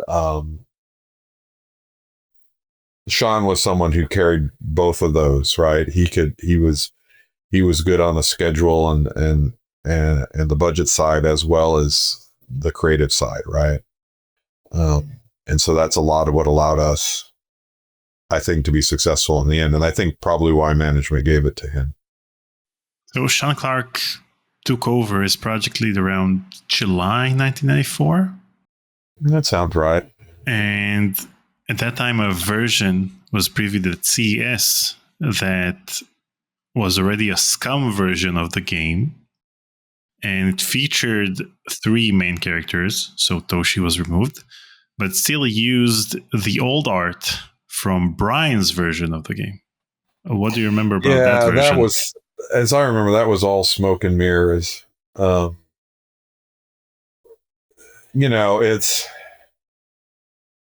older and wiser now. At the time, I was upset about that demo and then created it because I felt like it was smoke and mirrors. It wasn't really what the game was going to be, or how like it. And I remember that we had this whole press kit that was selling things that like, I don't know if we're going to do that, and we haven't decided. They're like, oh, but it's a great idea.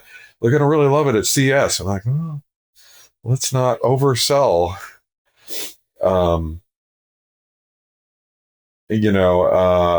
In the end of the day, when you create a game, like I said, I'm older and wiser now. I've been through this process. I mean, you sell a game on hype, right? You get people to originally buy it. Now the game has to deliver, right? The game has to be good, or people will quickly, review bomb you and it will go nowhere. But the thing that I've learned is if what you deliver is good in quality, if it's not what you promised, people really don't care that much. Like, the hype will get them there. And obviously you can't like change genres. You can't say I'm going to do an adventure game and ship a shooter. But, there are many games that have shown at E3 or CES that had a lot of hype around them, and what shipped was very different, but still ended up being beloved games. But I, like I said, I was very honest then. And how far along did the game get with the old character designs before the decision was made to create new ones? So, one of Sean's stipulations in taking the dig was that he would get a blank slate to do whatever he wanted. And so there was no.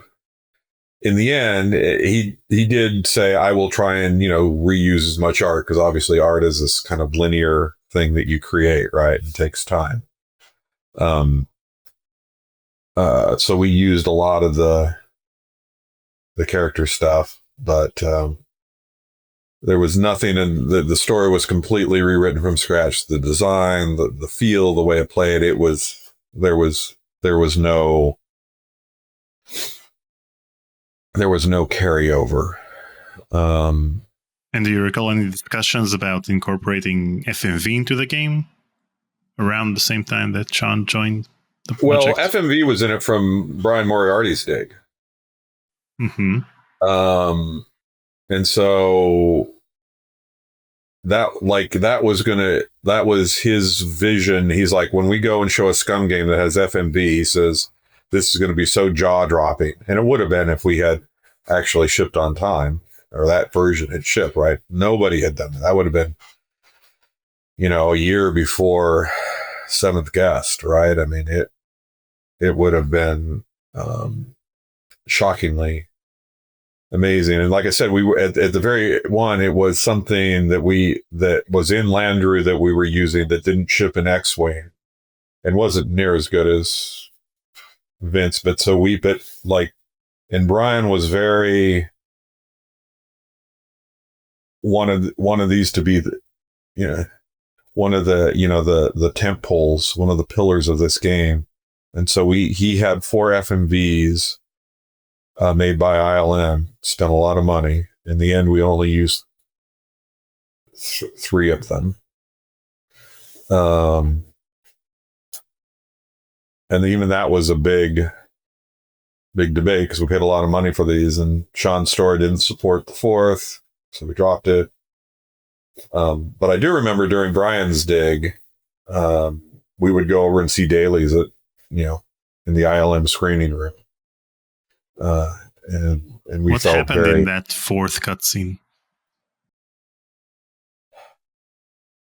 I'm trying to remember. It was... I think it was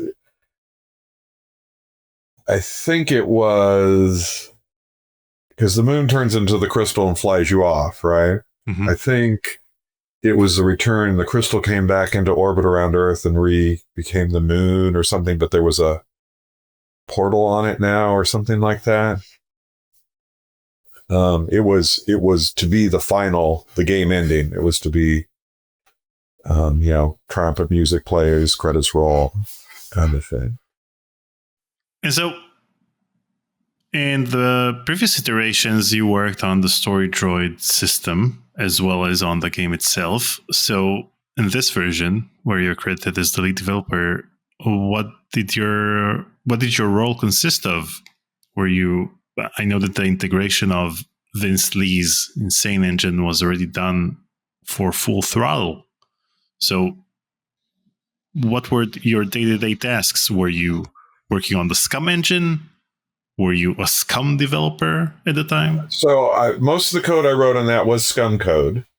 So as lead, I would say 50% of my time, and probably actually 60% of my time was more managerial, right? So checking, assigning tasks to other programmers, checking in on their progress.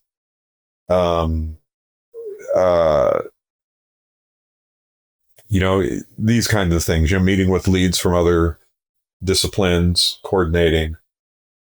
I wrote a fair amount of Scum code, some of the trickier code. We were very, taken by Prince of Persia, where they had their start and stop walks and the settles. So the code to do that we made the decision to implement that all in Scum code and not in the engine.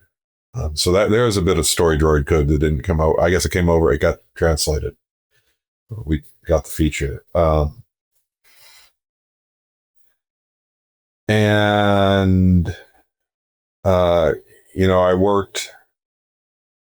worked with Test. The other thing, though, and I guess I say this for last, that is such a huge shift from how games are created today, is that LucasArts, and in most game companies then, no game companies had what we would now call designers or level designers, right? There were artists and programmers. Those were really the only people on teams. And for whatever reason, certainly the artists complain bitterly about this, and I don't think it's fair, but all the design was pretty much done by programmers, not artists. Maybe because in the end of the day, you put their art in and then you wrote the code and it could do whatever you wanted, right? And so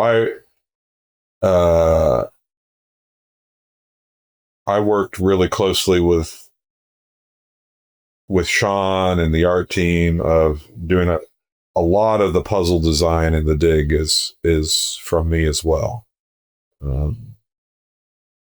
And yeah, this is I'll both apologize and rant. Certainly one of the I love to do jigsaw puzzles, and so the puzzle with the bones, which I have heard a number of people don't like, that was all me. I love that puzzle. I didn't do the art, but I was very keen on putting that in. And so part of my frustration is right next to it, there's a clickable which shows the solution. Exactly. There's a fossil over there, and I remember seeing in a magazine that was released just a few months before the game shipped that had the image of that room, and the fossil wasn't there. So it seemed to me like the fossil was added in the final stages of development because and it came out of tests. People were like, this puzzle's too hard. I didn't think it was hard, but of course I super easy. It. Yeah, it was an artist, and so we added the solution. And when we shipped the game, I thought this is going to be too easy because people will just look at the solution and replicate it. And I'm like, I feel like we failed on this because we didn't provide enough challenge. And in the end, people found it to be the most challenging thing. So that's my rant part. But the thing is, one of the things I've learned as a game designer over the many years, clearly I failed on that because people didn't get the connection, right? There's something, you can say I made it really obvious, and maybe after you point it out, people see it. But if they, in the end, you write to an audience, right? And if your audience doesn't get it, it seems, you can yell at the audience for being stupid and idiots. But the point is you want your art to be enjoyed and understood by people, right? Maybe there's a few people who, write things that they don't want anyone to understand. But that was not what we were going for. I loved all the puzzles in the dig and the turtle puzzle, the infamous turtle puzzle. Is also great. The fact that you have the solution in the other room makes it pretty easy and straightforward. I don't know. People just like complaining. People also complain about the fact that they said that the dig is way too serious, and the LucasArts adventure games are usually a bit more comedic. But the thing is, it may not be haha funny or have any slapstick, but it does have a lot of jokes. And Boston is sarcastic in most of his interactions with every character in the game. So I don't know. I found it funny. Yeah, well, that was really Orson Scott Card. He was the one who brought that humor to it. And the puzzles were great. And, even for beginners, usually you have adventure game puzzles that require you to use some item from your inventory in some obtuse way in order to solve a puzzle.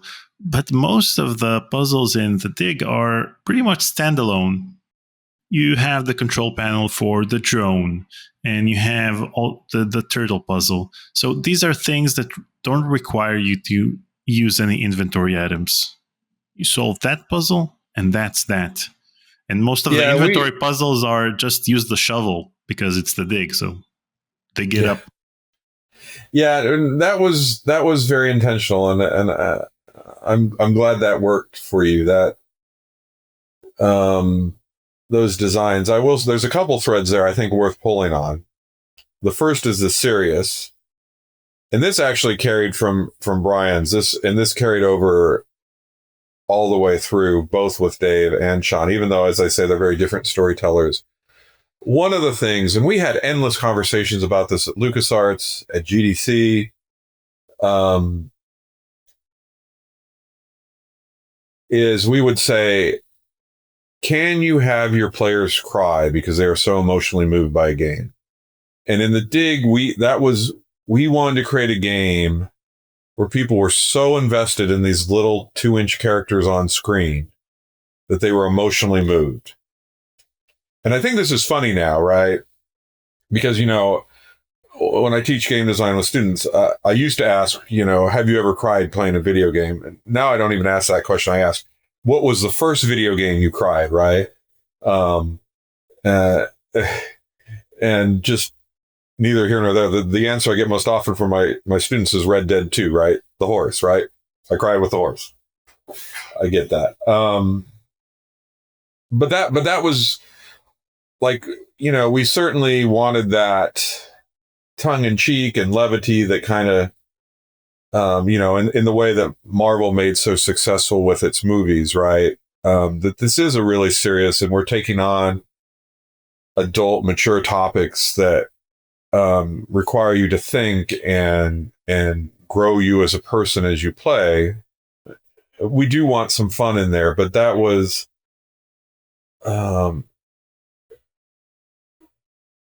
clearly now we know it can be done, right? There's a lot of games that have done this very well, but at the time we didn't know if we could. Like, it was like, let's try this. I mean, that's one of the things I loved about working at LucasArts, right? That was, when Tim said, on Full Throttle, I want no interface, nothing on screen. Well, how do you do an adventure game with nothing on? No, I'm sorry, it was Grim Fandango. We did that, and we would sit around and like this would just these discussions would when we were at lunch and when we were at dinner, and we would go on and on, just around and around. Can we make a game that moves you emotionally? And that was the dig, right? That was our goal. It moved me. Yeah, me too. I mean, honestly. Now, I understand that your background in physics helped ensure the technical accuracy of the dialogue in the game. Can you elaborate a bit on that? Do you have any examples from phrases or lines in the game? Oh gosh, no. I mean, if I went back and played it again, I would see. When was the last time you played it? It's been years. Probably been a decade. I played it with my children. They wanted to see it. That was probably when they were young. Actually, we played through the whole kind of back catalog of Scum games. And they, to your point, they, even though they were, Pokemon kids, and they loved them. They had no problem understanding them or enjoying them. I think one of the other things that was amazing is I spent a lot of time kind of, collating and putting together the story beats and did a first draft of a lot of the dialogue and the text in the game. And then but one of the most amazing experiences, and this was kind of the thing that Lucas could do, because we were Lucas, right? Is we had Orson Scott Card come do the dialogue, and the way that worked is he came with his son. He's charming gentleman. And he said, my son loves video games. We sat down. I sat down with him. We spent the whole morning playing through the game. I played, he watched. We kind of talked about some story ideas. He talked with Sean a little bit. He went away. And a month later, we'd sent him all a text file with all the text in the game. He sent it back like a lot better. Like a whole lot better. I'm like, oh, I see why he's so well. That's his craft, and he's really good at it. I thought I was a decent writer, but turns out not so much in comparison. It was just uncanny, just how he, and so many of the personality things. It was Low and Brink and Maggie. Yeah, but Cora, the pilot, she wasn't in long. Mm-hmm. He had a whole backstory about how they had been in the Air Force together and had these experiences, and none of that's in the game, right? But that was all how his brain worked, of creating a larger universe to write their so when he was writing their dialogue between them, he kept referencing things to this. It was incredible. It was fantastic to watch. So when you added technical terms, did you change technical terms from the revisions he had, or did you change them before sending the lines to him? I think it was before.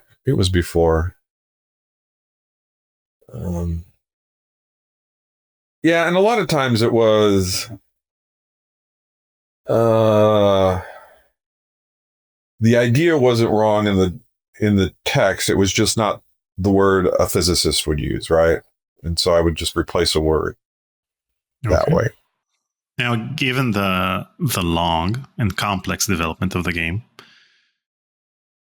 how do you summarize all of the work you've put into all of the versions of the game given the fact that it truly messed up your resume, because you have huge gaps in your resume. You have programming assistance in 1993, and then 2 years later you have install utility. Yeah. So yeah. Well, it did. And it didn't. Again, you never. I mean, I certainly had colleagues whose resumes had much worse luck than I did at LucasArts, who went many more years with nothing shipped. But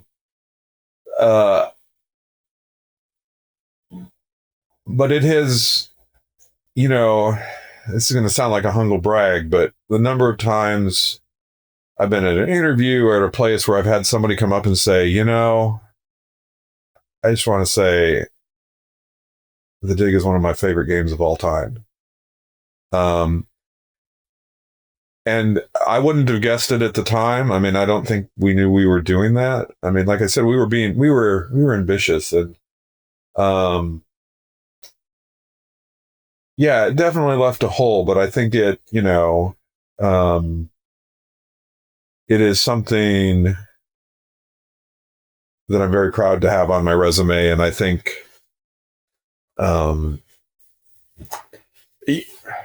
this goes,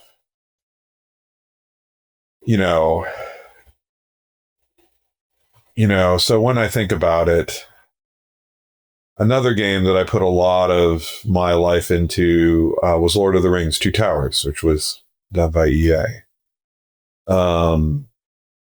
And for much of that project, I was the game designer, the lead designer on it.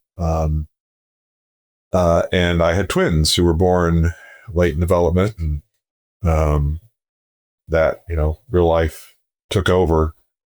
And so I ended up leaving the company, and, EA, as EA does, right, moved me from game designer to special thanks, right?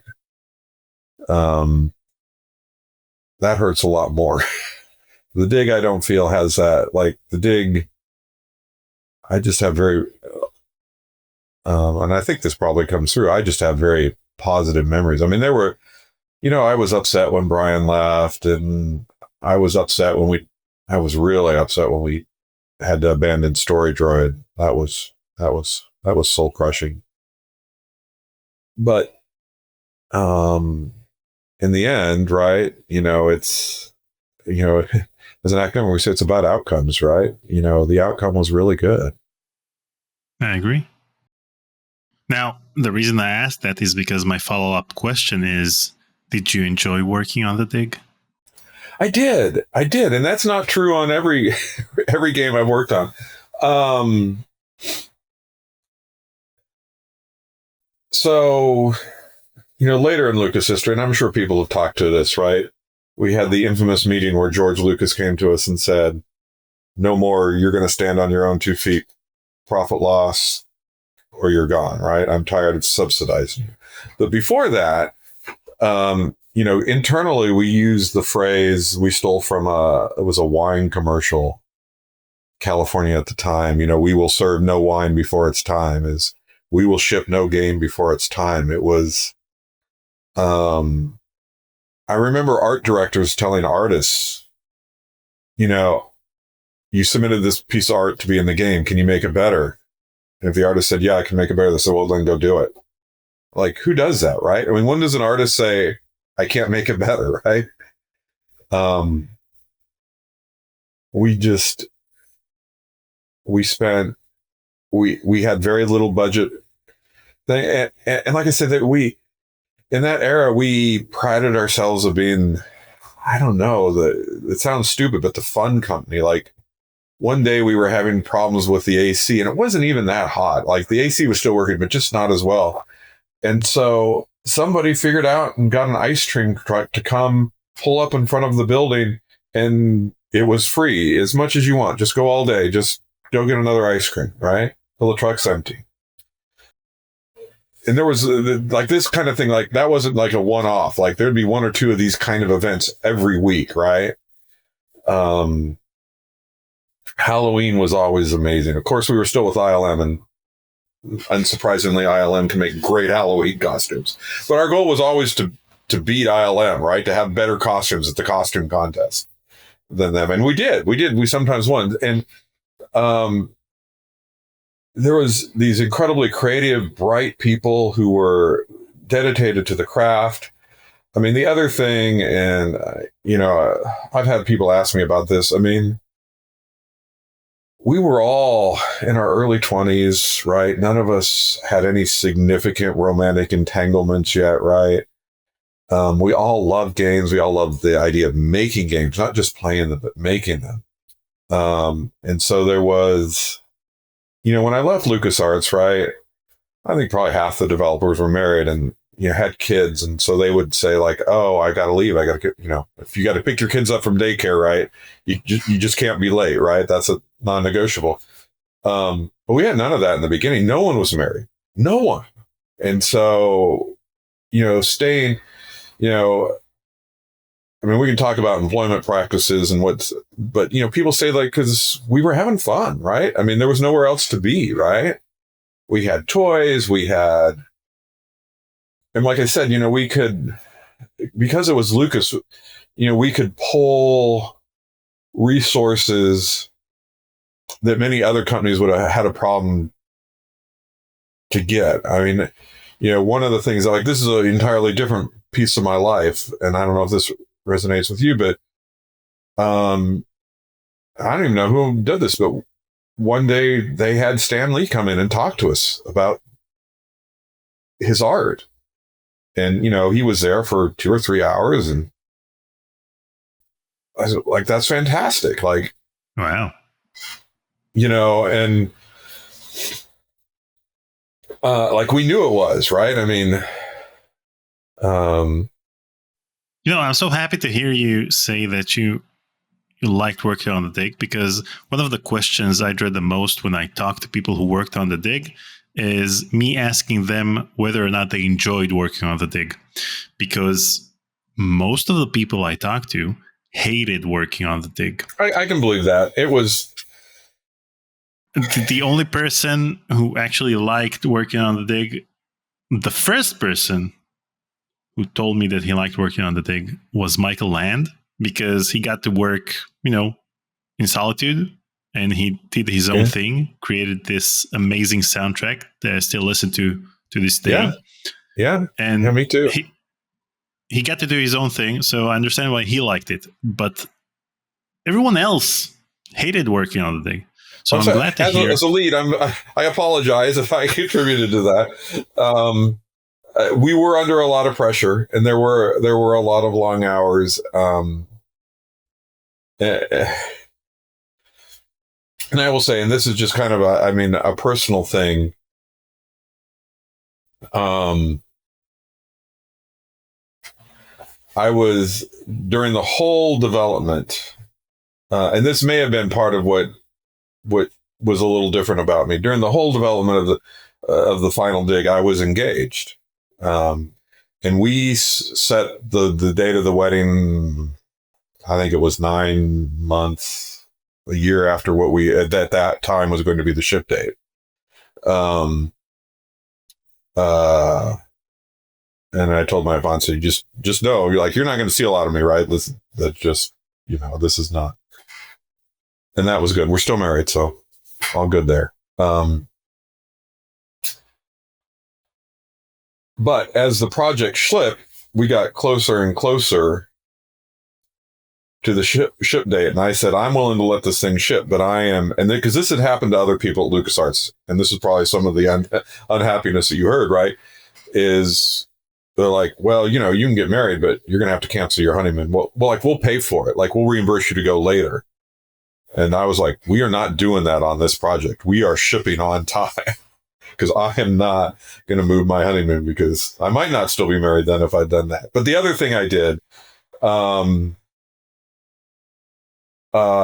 is, as I said, I'm going to work these long hours. I'm going to be here crazy. But I said, you know what? Every Tuesday, I'm leaving at 5, and that's date night, right? You get my whole life except this one evening. And I think that helped level me out, right? That I could see, I could see that. And I think the only time as you can see, I'm a pretty easygoing guy. The only time I got angry was there was this talk among the team about going late and going past my wedding day. I'm like, no, we're not. And they said, well, the artists, they say the programmers always are 2 to 3 weeks past their schedule fixing bugs. Like, that's been true of every project the LucasArts has done. So we're just going to assume we have an extra 2 weeks to do art, right? They were very motivated to get me on that. And I was like, no, I'm not gonna miss my wedding date. We're not gonna slip 2 weeks. And so I went to the other leads and like, you have to cut this extra stuff out because we're shipping on time. They're like, oh, you're gonna go late. This is your first time as lead. You don't know. And so I got the producer and I got the lead tester. And I said, you've got to nip this in the bud. We can't, this is going to be a self-fulfilling prophecy. And we were under a lot of pressure to ship on time. We were under, and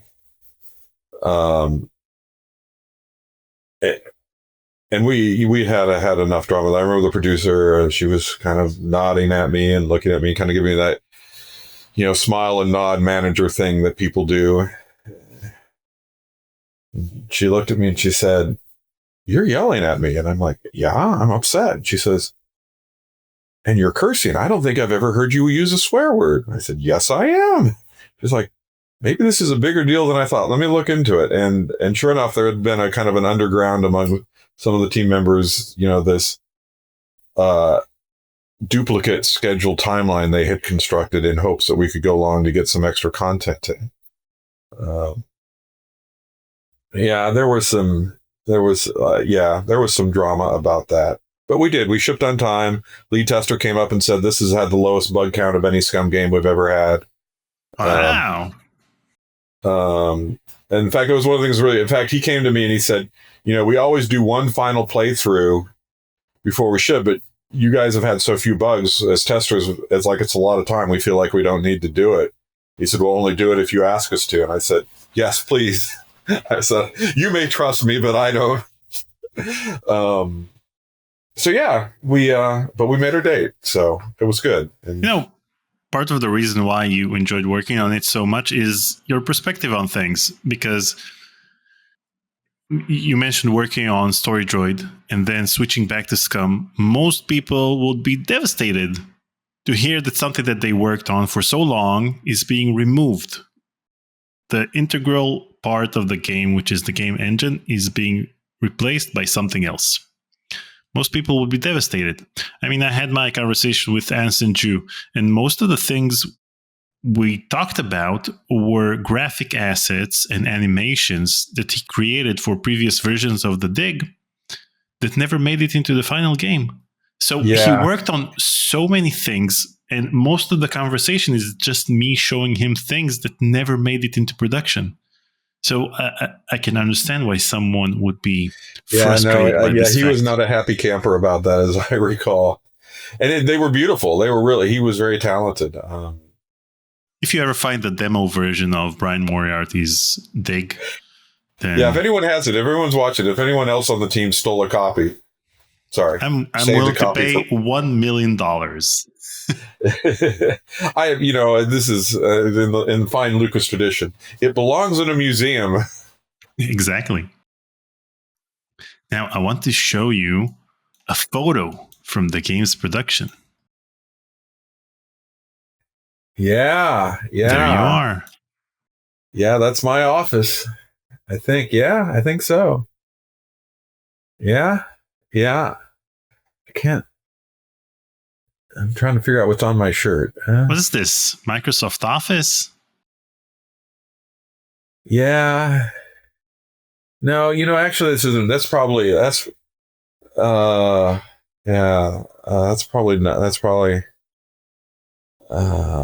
Liv's office. That looks like it might be a stormtrooper, right? Yeah, it's a stormtrooper with headphones. Yeah, I think that's probably what it is. So you look happy. Was it just before you shipped? Yeah, well, these were, the programmers who got so much of this done, and they were good people, a joy to work with, and I've said this before, right? But relationships matter, and I am glad to say that these are people I still like and enjoy, right? So now, that's a good thing. Jonathan Ackley once mentioned that working on the dig hurt more because you and Livia Mackin were particularly skilled at hurling foam balls at his head. Is that true? Yeah, that's true. That's true. Well, so many good things came out of this, but there was a Toys R Us that was very near our location. And I talked about these fun things. And one day someone just went and emptied the Toys R Us of Nerf products, balls, guns, everything. And so we had a good couple weeks of Nerf wars of all types. Sounds fun. Yeah. I mean, it was the other thing I remember, because it was like when that was dying down, we went over and I think we all bought remote control cars that were on a different frequency. And then we had like an empty conference room. There was no furniture in, and we put up some cones, and we played soccer with our remote control cars and the foam balls. Like, that would be a good game. Like, someone should make that game. I bet people would play it. Now, the demo for the dig was released just a few months before the final game hit the shelves. And interestingly, it featured different voice actors for the main characters. The game was released in November, and the demo was released around July. Did you work on that demo? Yeah, no, that demo, in fact, I think this is, Eric would probably remember this story better than I did. I remember Jonathan fixed the last bug on the demo because he fixed it, and he's like, "That's it, we're ready to ship. Count me as last bug fixed." And we shipped it. We worked really hard on that, and then we had to do some international versions where we were localizing the language. And as you said, the full voice recording hadn't been done yet. We really ran things down to the wire. But when we went to look, we couldn't find the version of the code that we had used to ship that demo. We found one just before and one just after. And so we never were able to recover exactly the code for that demo. I remember that. And so we updated our version control practices after that. Did you have any version control practices back then? So this is another thing I brought to LucasArts, as the young kid from college, right?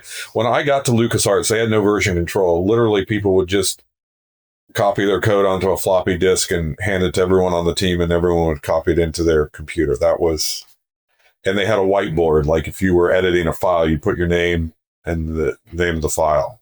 That was, and because, there was just a few programmers on the same room, this kind of worked. And I got there, and I said, we're going to use version control, because that's the new hotness. Like, this is the thing that, all the computer kids are doing nowadays.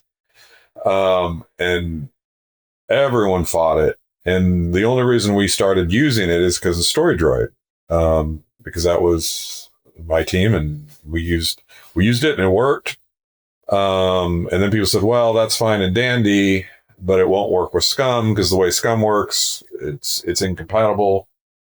And actually, that was one of the changes that I inspired into the Scum engine, as we changed a little bit how it works, so we could use version control on the dig.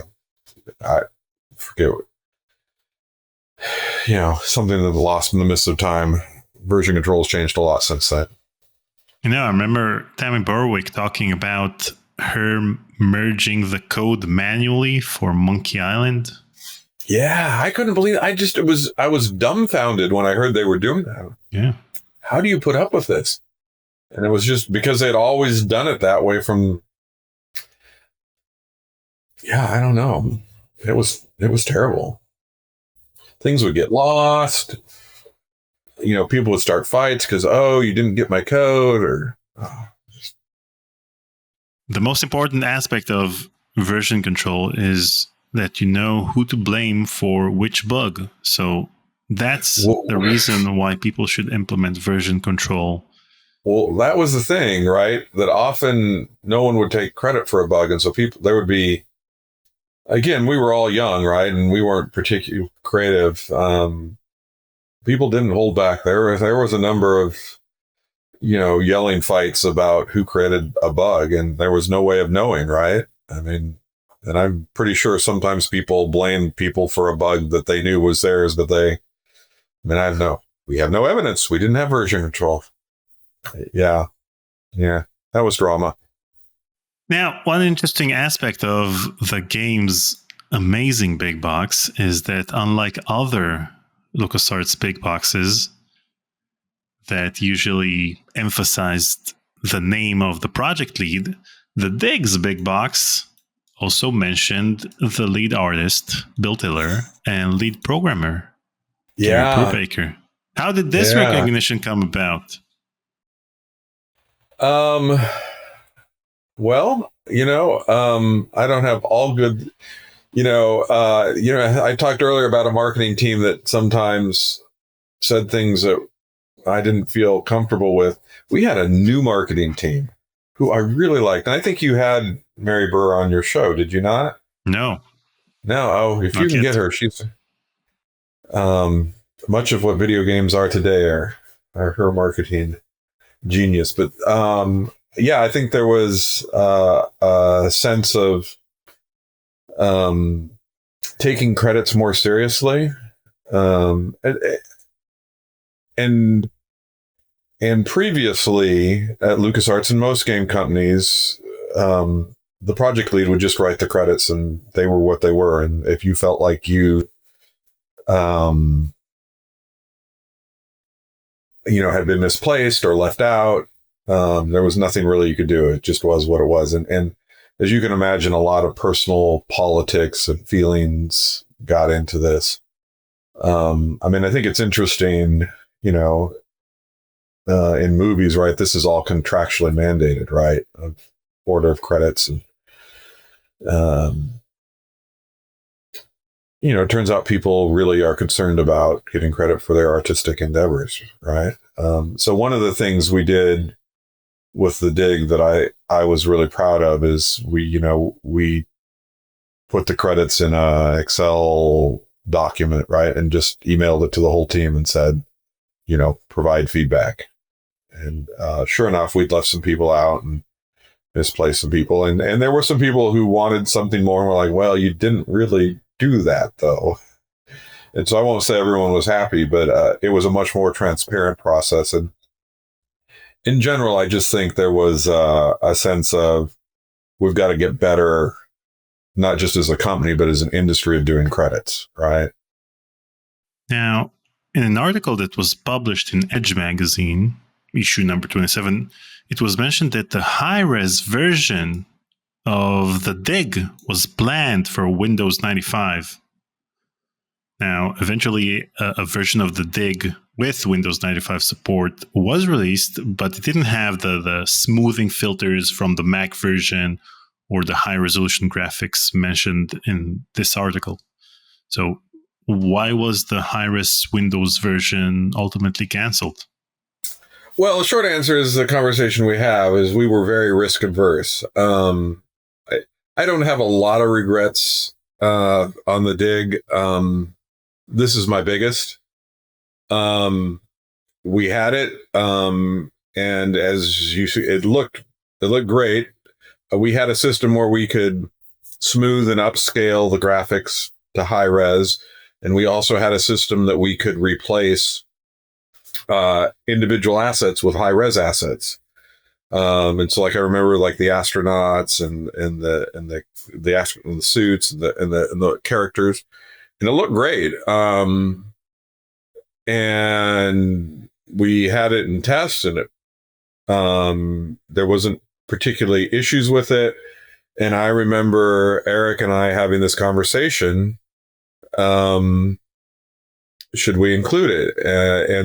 And we decided at the time that the risk was too great, that if it shipped and it had some unforeseen bug, even though we hadn't had any problems in testing, it could be very difficult to support. And we, you kind of have this question as a game developer: are we going to sell any more copies if we do this? And we felt like, no, let's just get this. And it's a common theme here, like, just get it done, right? That was so many ways over our head. In retrospect, I don't think there would have been a problem. We should have done it. And more to the point, shortly after, video games all made the transition to high res, and so we looked dated shortly after we shipped. And if we'd done this, I think we would have absolutely sold a lot more copies, because I think we would have had a much longer shelf life, because we wouldn't have looked dated so quickly after we released. So some of the assets used the filter, and some were completely replaced with high-res graphics? Yeah. Wow. We didn't have a lot of high-res replacements. I think we had the astronaut suits, maybe Maggie. We could have done more. We killed it. I mean, we killed it fairly. I mean, we still had another 6 months of production. We could have done more high res. I mean, we could have finished off the whole team, and lost opportunity. So you having Boston in high res while the background is upscaled is very similar to what they did in Grim Fandango Remastered, where they didn't have the source files. Yeah, the technique's proven to work, but we were, experience teaches you, sometimes rightly, sometimes wrongly. I talked about, remembered, like, on Rebel Assault, having, someone bring in a video card with, and they're like, yeah, this card's really big in Eastern Europe. Some small manufacturer there makes it. Rebel Assault doesn't run on it. Spending hours getting it to work. I think we were fearful that there were just so many manufacturers of PC hardware in that era that there was something out there and this is long before, the VESA standard or any of these, high-res standards. And so we were very fearful that there would be some card that was... That said, it was a foolish fear, because we would have shipped both on the CD. They both would have fit easily. And so we could have always told people, well, if the high-res version doesn't work, just use the low-res. Your computer's incompatible. Exactly. We had a great fallback. Although it would have cost Michael Land a few minutes of his music. So why? Oh yeah, so that was one of the.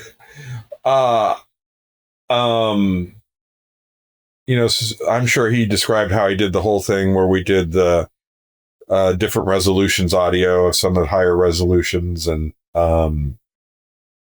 we basically filled the CD. And since we were one of the early CD games, and one of the very first ones, the standard, I don't know if you remember back in the old days, said CDs were 70 minutes, but most CD players could do 72 or 74 or 80 minutes.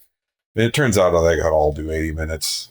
I think we spent a lot of time discussing it. I think we put 76 minutes of data. Like, we weren't really ready to go to the full 80. But where that, the game was a fixed size of the art and the code, and everything else was music. 3/4 of that disc was music, because we did this high-res digital audio. So in that high-res version, the audio was in CD audio format? No, it was compressed digital audio. We had our own proprietary compression that Michael Land wrote, as I recall. Like I said, programmer and creative. And so every time the art got bigger on the disc, we had to cut a little bit. Like his goal was to fill the disc with as much music as possible. And so every time the art, because the code didn't really change size, and it was, immaterial anyhow. Every time the art would get a little bigger, he'd have to cut 15 seconds or 30 seconds of the music. And it was always drama and battle. He's like, "You promised me this much space." And we're like, "Oh." And so he would go and sweat and, he wouldn't just cut his music. He would go reorchestrate it, because that's just who he was, right? So it would be like just perfect to fill the disc. Wow. And there was so in the high-res version, there were shorter loops. Well, so if we included some high-res art, that would have taken more room on the disc, and so we would have had to cut some music to make room for the high-res version, because the disc was completely full. There was no spare space. Okay. First of all, they tried to do a similar thing with Day of the Tentacle. In the floppy disk version, you have full voice in the intro itself. The rest of the game, it's text only. But the intro has the voices from the CD version. And in order to fit whatever amount of floppy disks that game shipped on, they just compressed it more and more until it reached the number of floppy disks it had to be on. Well, floppy disks were expensive. I remember, the whole floppy. The fact that we were CD only, that was a big deal. The gaming industry fooled us, because CD games were a lot more expensive, and they made it seem as if producing CD games is much more expensive for the company as well. But apparently it was a lot cheaper to burn one CD than just ship 12 floppy disks. Yeah. But again, that was one of the interesting, we talk about things as, at the time, now it's no big deal, but I remember on my DOS PC, I had a gigabyte of, it was like 4 hard disks, to be big enough to do a CD image.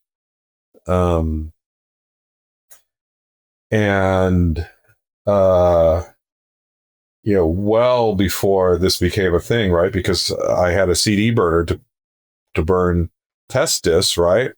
Of course, I was making, mixed CDs of my favorite songs. That was well before. I think the CD burner I had cost $1,000, so these weren't consumer items yet, right? That felt really neat.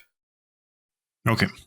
So we talked about the infamous turtle puzzle before, but I understand that before we had the turtle puzzle in the final game, there was a different turtle puzzle in a previous iteration of the game. And it seems a lot more convoluted than the one in the final game. Yeah, we did. We simplified it. I told you I was afraid we simplified it too much. Yeah. Apparently not. This looks impossible. You need to, according to NSNG, you needed to collect all of these items. You didn't have them, just like in the turtle puzzle, you have them on the skeleton itself, and you need to just rearrange them. But over here, you had to collect them from all over the place. Yeah. Good times. I kept simplifying it in hopes that people wouldn't say it was too tough, and I thought I'd oversimplified it. People are wrong. Don't I worry was about it. wrong. No, you weren't wrong. People were wrong about them thinking it's difficult. Now, you talked about the fourth cutscene that was cut from the game, but were there any scenes cut from the final game that you wish had stayed in? Yes. So I talked earlier about, you said perfect game, and I think this was a time and budget thing. And honestly, people didn't complain about it that much, which surprised me. But there's a time that there's a rock that you can't move, and then later on you can move it in the game. And I hated that because I hate these puzzles where it's just try, right? And if I've tried it, like, why should I try it again? Is originally we had a scene where there was an earthquake and things fell, and you saw that rock get dislodged to kind of indicate, hey, I should go back and try moving it now. And it just got cut. And I fought that one. I lost, obviously. I said, we have an unhinted puzzle, and I just felt like that was cheating our players. Is that the rock that you need to move in order to open you have the opening and then an entrance to the elevator? Yeah, I think so. But that you get a hint for that by going to the planetarium and using the crystals to move the moon, and then the moon shines on the rock, and then you're supposed to know. Well, see, you thought there was a hint. I did not. Okay, that's great. See, maybe that's why people didn't complain. Stupid people. Maybe it's just the that we had a more complicated scene that I felt gave a better. Yeah, it was really just that you could go, and if you did anything, if you tried to solve it before you could solve, I mean, that was basically it. We prevented you from solving it. I think that in the final game, you can't move it. You can't use the shovel on the rock because Boston doesn't understand why he needs to do that. But with this hint, he knows that he's supposed to do something. Yeah, I remember writing that. I was trying really hard. Well, it sounds like it worked, at least for you. I was trying really hard to make it. I just imagine people say, I tried to move the rock, and then I couldn't, and then later I had to. I was very fearful of that. I'm your target audience. I'm your target demographic. So it worked. That's good to hear. Not the turtle. And by the way, we never called it the turtle internally. We just called it the bone puzzle. Oh. And the turtle is what people began to refer to it after it shipped. I talked to Graham Annable, and he was very proud to be the one who worked on the graphics for that puzzle. Yeah. No, we worked. Yeah. Yeah. Well, no accounting for taste. Now, enough about the dig. As much as it hurts me to say that, enough about the dig. In 1996, you were credited again with creating the install utility on Dark Forces for the PlayStation. Now, I presume that credit just transferred from the DOS version, because I don't think you need an installer for the PlayStation version. But just so you know, you still have the credit on the PlayStation version. Yeah, I did not know that. Even though it makes 0 sense. Moving on to 1997. In 1997, you were credited for additional programming on The Curse of Monkey Island. What was your role in the project? Yeah, I was a tools programmer. I was kind of between projects, and I mean, in the way that, sometimes, as you know, I'd been a lead programmer on a big project, and I said, I'm not going to do another game unless I can be a lead programmer again. And they're like, well, we don't have a game ready to start with you as lead. Are you okay just kind of hanging out and helping where you need until time? And that's so, again,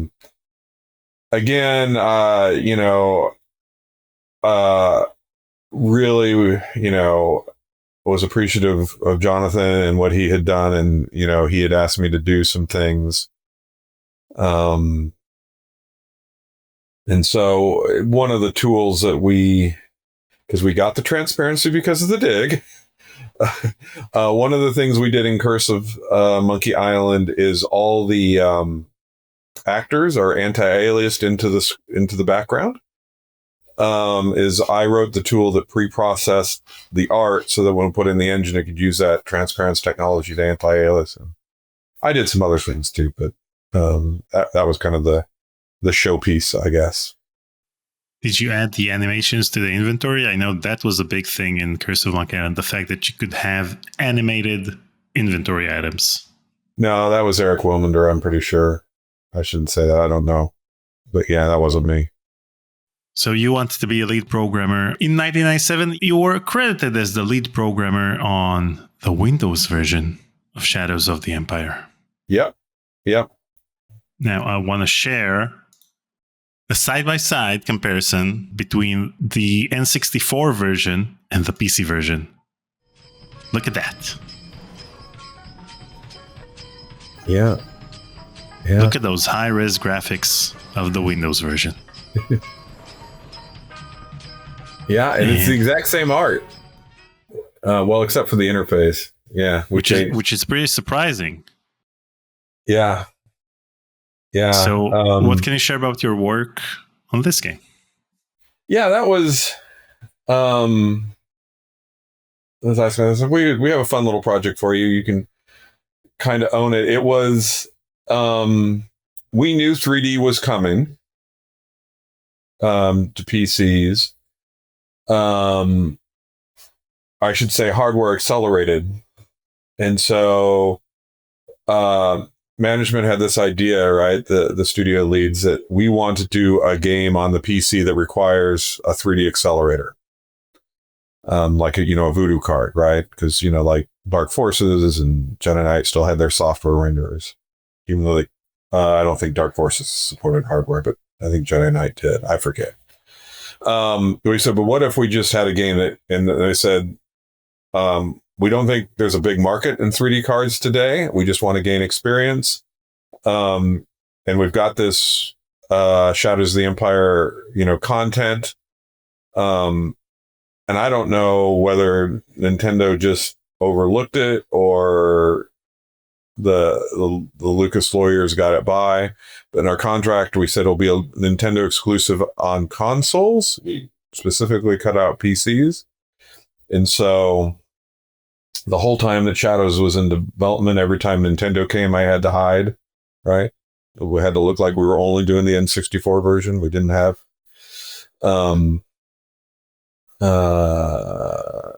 but it was one of the times I got to see, Miyamoto. So I said, just fantastic.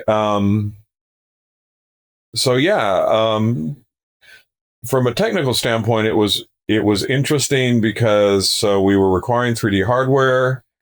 It was also we shipped on, oh gosh, it was the first version of DirectX that had acceptable 3D in it. And so that most people were shipping on OpenGL or what was a Glide of Voodoo, right? Because 3DFX ruled the world at the time. As we said, we're only going to be DirectX. And so Microsoft was sending engineers down to work with me because they wanted us to ship on. Because I remember the version of DirectX, I don't remember, I think it was 6. Maybe it was 5. Probably 5. I don't know. What I do remember is they released to manufacture the version of DirectX one day before we released to manufacture the Windows version. And so I was very nervous that they might do something that would break it in the day between. But they didn't. And Microsoft was actually a great partner on that. They were real helpful with getting, keeping me up to date. I think they knew it was going to be a title, an important title for DirectX. And it's basically what I wrote was a kind of a prototypical, like all the game code was in C.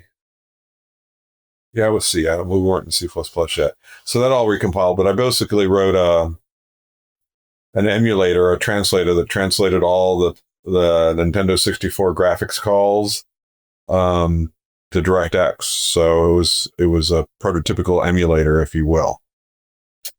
And it was fun. So I spent, I don't know, whatever it was, a month, 2 months, writing all this code, putting in all this thing. And then one day it worked, and suddenly I had a full game running, the whole thing, right? Because went from totally black screen to there's a whole game. It was a surreal experience. But yeah, again, it was a fantastic game. It was great getting to work with Mark, who went on to do great things. Yeah, and then Star Wars was fun. We did the same trick. We do have different the Nintendo 64. Obviously, we had to change the user interface because we couldn't show an N64 controller.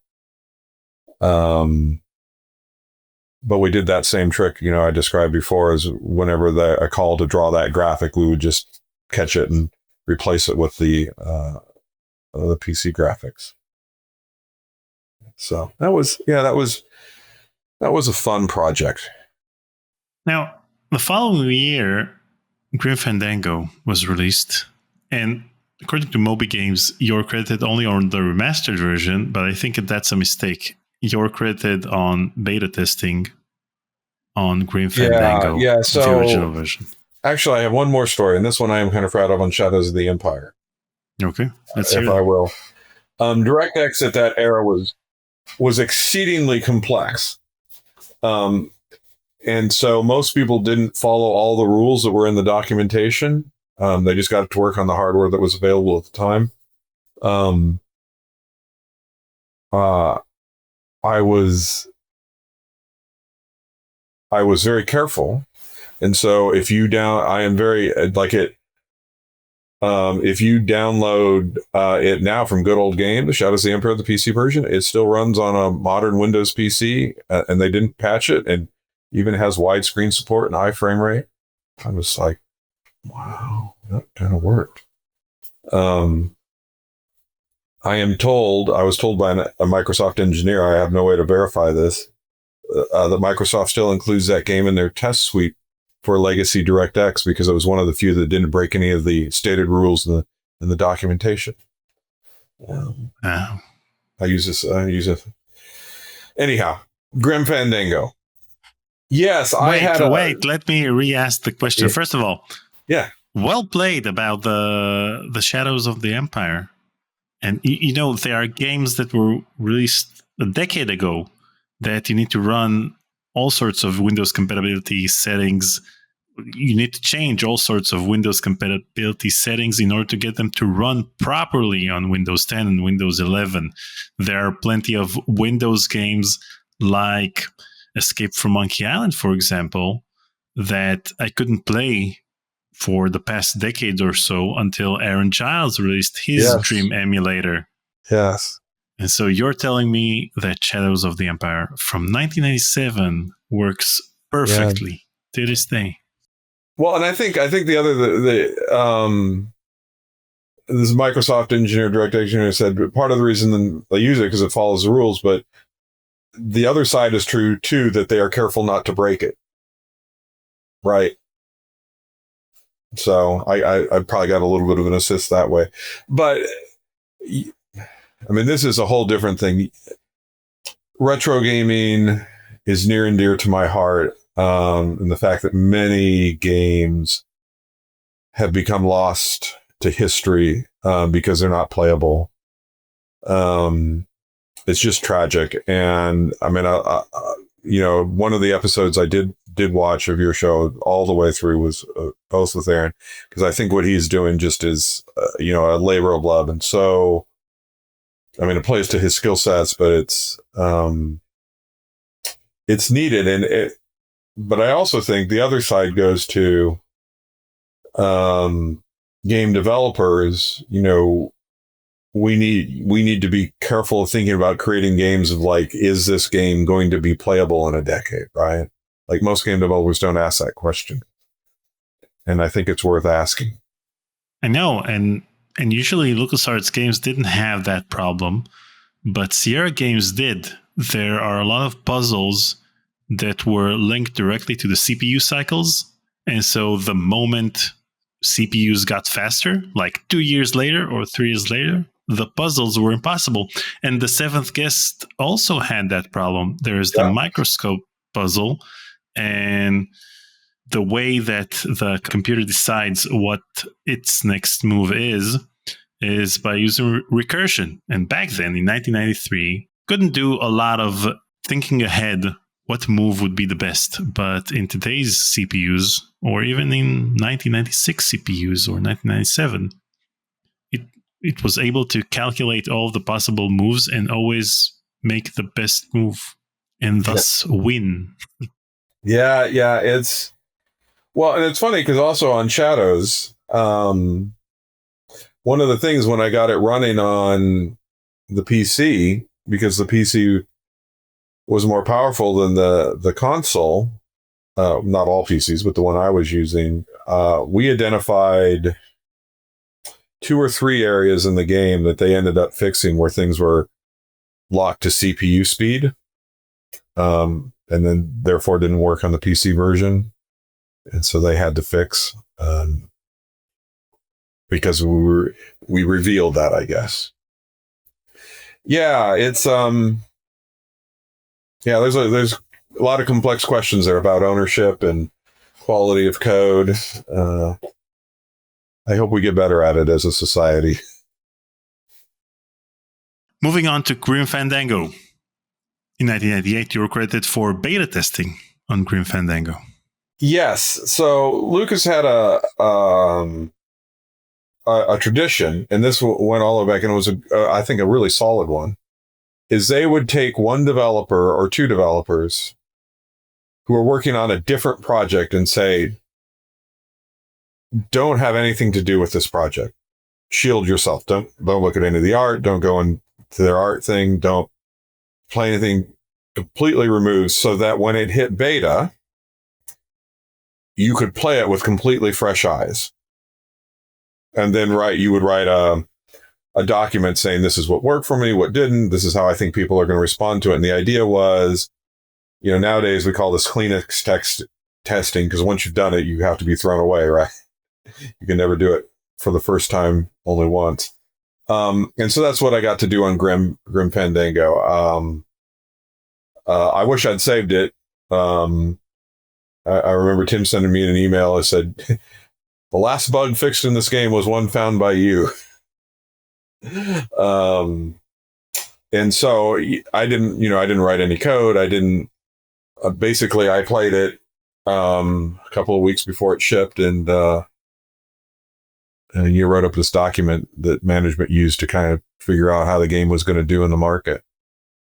The other thing I should have, see if I was talking earlier about due to the weather conditions, I'm not able to be at work in the nicest studio. One of the things you would have seen on the wall behind me was the little Grim Fandango toy that Tim gave me for doing that. Now we have to have another conversation. Yeah, just for you to show me the toy. One of my I've gotten a lot of little things from my years of developing games up, but that's one of my special ones. Now, the following year in 1999, and I will also say, I think people realize it now, but it was just so shocking to me that Grim Fandango didn't do better in the marketplace, because it is such a quality game. Yeah, but the thing is that adventure games as a genre was slowly dying, or it wasn't dying. The market wasn't getting any bigger. Well, games like Doom had their market share get bigger by the year. Adventure game players were a small percentage of computer game players. So, well, and I also think, and this probably played into some of it too, that in the United States has never been the biggest market for adventure games. I think internationally there's a much bigger appetite for that genre. True. And one more thing, the game was in 3D. If Grim Fandango would have been a 2D point-and-click adventure game, maybe it would have done better in real time. At the end of the day, Grim Fandango is still considered one of the best adventure games ever, but it's not a point-and-click adventure game. Yeah. But maybe. Well, and again, it's as I talked about before, right? I mean, it was a big experiment of how to do that interface. Parts of it worked, parts of it get a bit tedious after.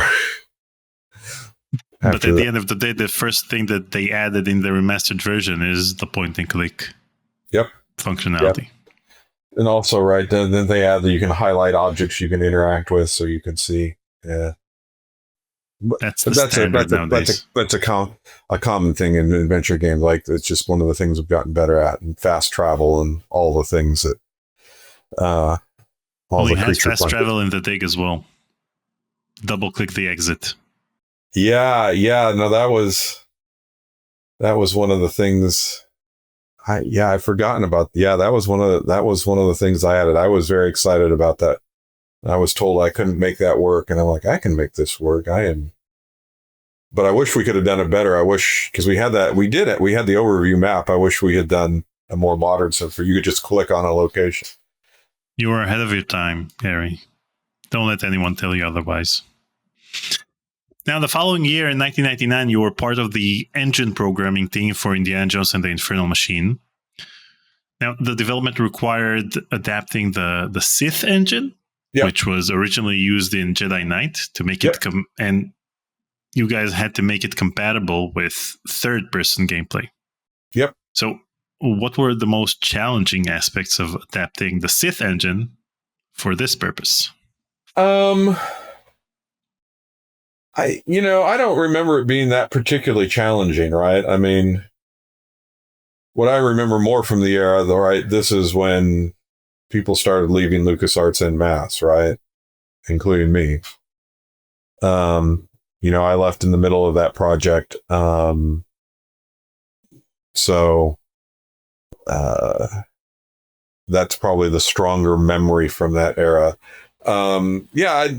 No, Rob, Huebner had done so much of that code, and it was pretty straightforward. We did a lot of work on the camera to make the third-person camera, and again, that was all Hal Barwood, right?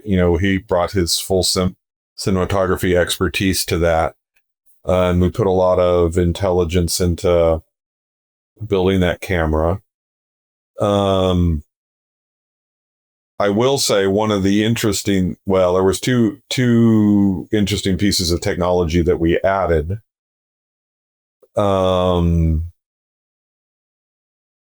was really, I guess it was, depends how you look at it.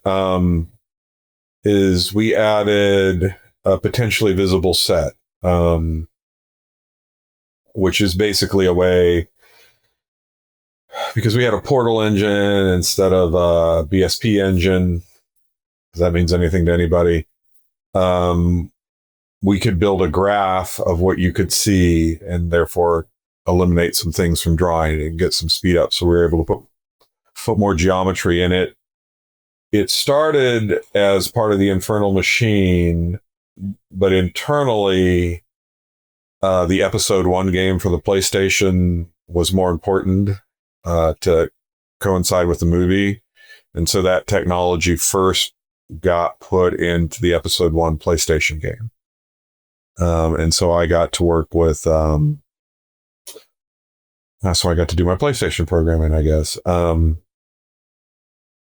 so that was neat. And the funny story about that is the end of the Infernal Machine, there's this kind of, hyperspace alternate reality where you can, I call it the Alice in Wonderland house, where you can go in the door and the house is bigger on the inside than it is on the outside. And this was all enabled with the Portal engine. And it was a known feature of the Portal engine, but when we added the potentially visible set, the PVS, one of the design things is we have to we can't do these hyperspaces where you can go back into a space that you've already been into, but be in a different room. Mm-hmm. And that was always clear in the design documents we did and so forth. And I was very surprised when one of the level designers came to me and said, "Oh, I built this. This is really neat." And I said, "Well, you can't do that. It won't work. I've done the math. It won't work." And they're like, "Oh, come play it on my computer. It works." And I did. I'm like, "Oh, this is really great. I like this." I said, "But here's the deal. If there's ever a bug in this, I'm not fixing it. Because I said it won't work. And I don't know why it works. It's magic." And, it ships. So I guess it worked. So, that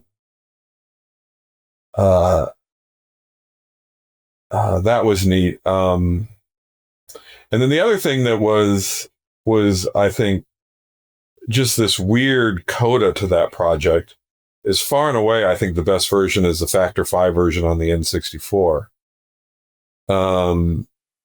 Really? Well, because there was a number of things that were on my plate to do, and when I left, didn't get done in time for the PC version, but the Factor 5 team added them. And so that was very nice. The whip got a lot better. In the PC version, I don't know, that it was still like the old Tomb Raider where when you climb ladders, you climbed a block at a time, whereas in the N64 version, you moved, right? You go any distance. So it felt a little smoother. Of course, almost nobody played it because, it was a Blockbuster exclusive, and N64 had long since gone away by the time it came out. It's interesting because these N64 features are really cool, but Hal, in my conversation with him, told me that he didn't like the N64 version. I should ask him about that. I've never asked him that. Well, it's his baby, so if he said it, I believe it. And probably the more accurate is I never played through the N64 version, so it very well may be a better experience on the PC. I speak from my limited, that there were some programming things I regretted not being able to finish up as part of that project that I knew Factor 5 did. And I'm going to get the full story because I plan to talk to Julian from Factor 5. Yeah. And then they did some incredible, because there was all kinds of things that, it was after I had gone, but, I still kept up with people. I think internally, no one believed that they could fit that game in. Because, like the save games on that game were huge on the PC. And, the Nintendo, you had a kilobyte or two of the EEPROM to save games. I'll tell you, this is another one, because I know people complain about that game, that you have the Windows save dialogue. Mm-hmm. That was entirely me. I fought hard for that. Really? Yes, and I know people thought it was ugly and game breaking, but I'll tell you the reason I did it. And this was, again, my Windows thing, is we did it properly, which meant you could save your game on network drives with Unicode file names. So if you wanted to type your name in, some foreign language, you could do that. And I thought that was really cool. And that was but nobody did that. That was really cool. And well done for thinking ahead and including support for players who actually had networks to save their games on. But the thing is, for example, when Aaron Giles had to add support for Indiana Jones and the Infernal Machine, which is the game I kept bugging him about when he released his first version of Dream, and he started working on the Windows games, the Windows-only games. Then I asked him to add support for this game because I couldn't play it. Indiana Jones and the Infernal Machine was one of the games that had to use Windows compatibility and would mess up the resolution, and it would be problematic to run it. For example, to stream a game on Twitch or on YouTube because it messed up the resolution. So when Aaron Giles added support for the game, he had to emulate Windows 95 because whenever you'd try to save a game, it would try to call a Windows 95 function that didn't exist in the emulator. So Aaron had to recreate Windows 95 in Dream in order to have the save games enabled and in order to have support for the game. Yeah, and it took a lot of work for us to get in because that game also ran on a Voodoo card, which didn't support Windows dialog boxes. And so if you were running on a Voodoo card, we would draw the dialog box on your main monitor, which you couldn't see because it was hidden, and then copy it over to the Voodoo screen. So I'm sure it would. Yeah, I can imagine it was very difficult. I'm sorry, Aaron. I didn't mean to create a future hassle for you. I was really just trying. I just really like being able to type all the languages in my save file. Well, and on the network. I mean, we have cloud gaming now, but the idea was, right? I mean, these ideas, it was before its time, is that I could save my game on some network resource, and so that if I went to another location with a different PC, I could load that same game. Like, it's a great idea, right? Everyone should do it. True. But yeah, it was too early. Actually, it was not too early because Mortimer had Windows dialogues back in 96. So in order to add support for Mortimer, Aaron had to do the same thing with Mortimer as well. Now, a few months ago, a level editor for Indiana Jones and the Infernal Machine was released. Did you get to play around with it? I didn't. Well, one interesting aspect of the level editor is that, first of all, there's a huge community of Indiana Jones and the Infernal Machine fans online that were pretty excited when I live streamed Indiana Jones and the Infernal Machine with Hal Barwood a few months ago. We played the game live. And so I found out from that community that there's a level editor that was recently released, and people are actually creating new levels for the game. And the interesting aspect of it is that you get to see the limitations of the engine, because one of the things they added was sloped ledges. There aren't any sloped ledges in the game itself, but they did sloped ledges to see if the game could support it. And it's interesting to see Indy struggling to go down that sloped ledge. Yeah. Well, I will say I didn't have anything to do with the physics on that game, despite my physics background. I was a graphics guy. And I don't know if Hal talked about this. We also had briefly, I was also the network guy. We had a multiplayer version of Indy. I know, and that was planned, but later dropped due to its testing complexity. I mean, could you find... Yeah, and I mean, that was... yeah, we had it working. I mean, and Hal, I love this idea of where you could go like have multiple. We had this game mode he probably described as Indy Always Wins. Which was just a brilliant gameplay, and this idea that you could go in and set traps, and we had it working. But the test department came back and said, "Oh, the internet's a terrible place to play games on. It's horrible. If you add this, it's going to add another year of testing." And so the decision was to drop it. It was, that was also sad. I've written a lot of code, but part of the reason I like being the network guy is I had all these PCs in my office that were all networked, so I could have,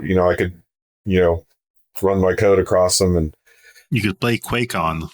With yourself. Yeah, and the other thing, because I wanted to test from home, this was when I left LucasArts. One of the things that was tough is they had been paying. I had a high-speed network at home, so I could play from home and test because I wanted to test. And so I had to oh gosh, I'm unemployed now. Do I still want to pay this much a month to have really good low latency internet at home. I did. I got another job, so it all worked out. But yeah, gosh. I mean, it's pretty sad I'm that a glad to lot hear of there's a community. There is so much about that. Again, Hal's just got an amazing head for these things. There was a lot of really good content in that game. Yeah, and I can imagine because the editor was a thorn in our sides because it was there were multiple games that shared the same editor. Jedi Knight, he was using it, right? The idea was we build one 3D internal editor. And because multiple teams shared it, I kept fixing bugs in it, but then the team that was the home team that owned the editor wasn't doing source control the same way we did. And so they're like, oh, we lost your fixes and it's too much trouble to refine them. So we kept, there was never, I was very sorry for our level designers. They suffered a lot because we were kind of begging and borrowing and stealing that editor from another team. It wasn't really designed to do what we were trying to do. Like, I remember the RAF levels being particularly hard. So, when did you leave LucasArts, and what was the last project you worked on there? Well, it was the Infernal Machine. Really? Yeah, I left in the middle of that. So, my office mate like to say, this place is less fun to work every day. So there was a couple of there was some definitely internal politics that was in the Infernal Machine and in the larger company that was really kind of had gone against me in some bit. And I remember one of the things that one of the meaningful memories I have is I remember when I resigned, Hal took me out to lunch, very fancy restaurant. He spent a lot of money. I remember that. And he said, I knew you were struggling and I knew some things weren't going your way, but I thought you'd weather through it. I should have stepped in and changed it. And I'm sorry.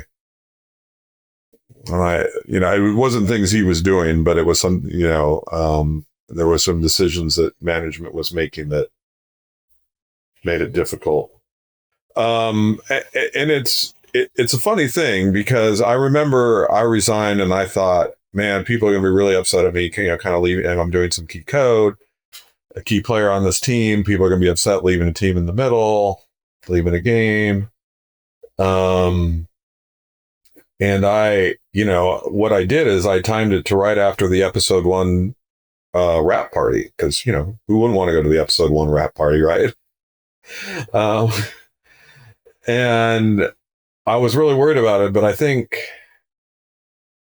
within 2 weeks of my resigning on that Monday, 23 other people had resigned as well. Apparently I wasn't the only one who thought, hey, I'll wait till after the party.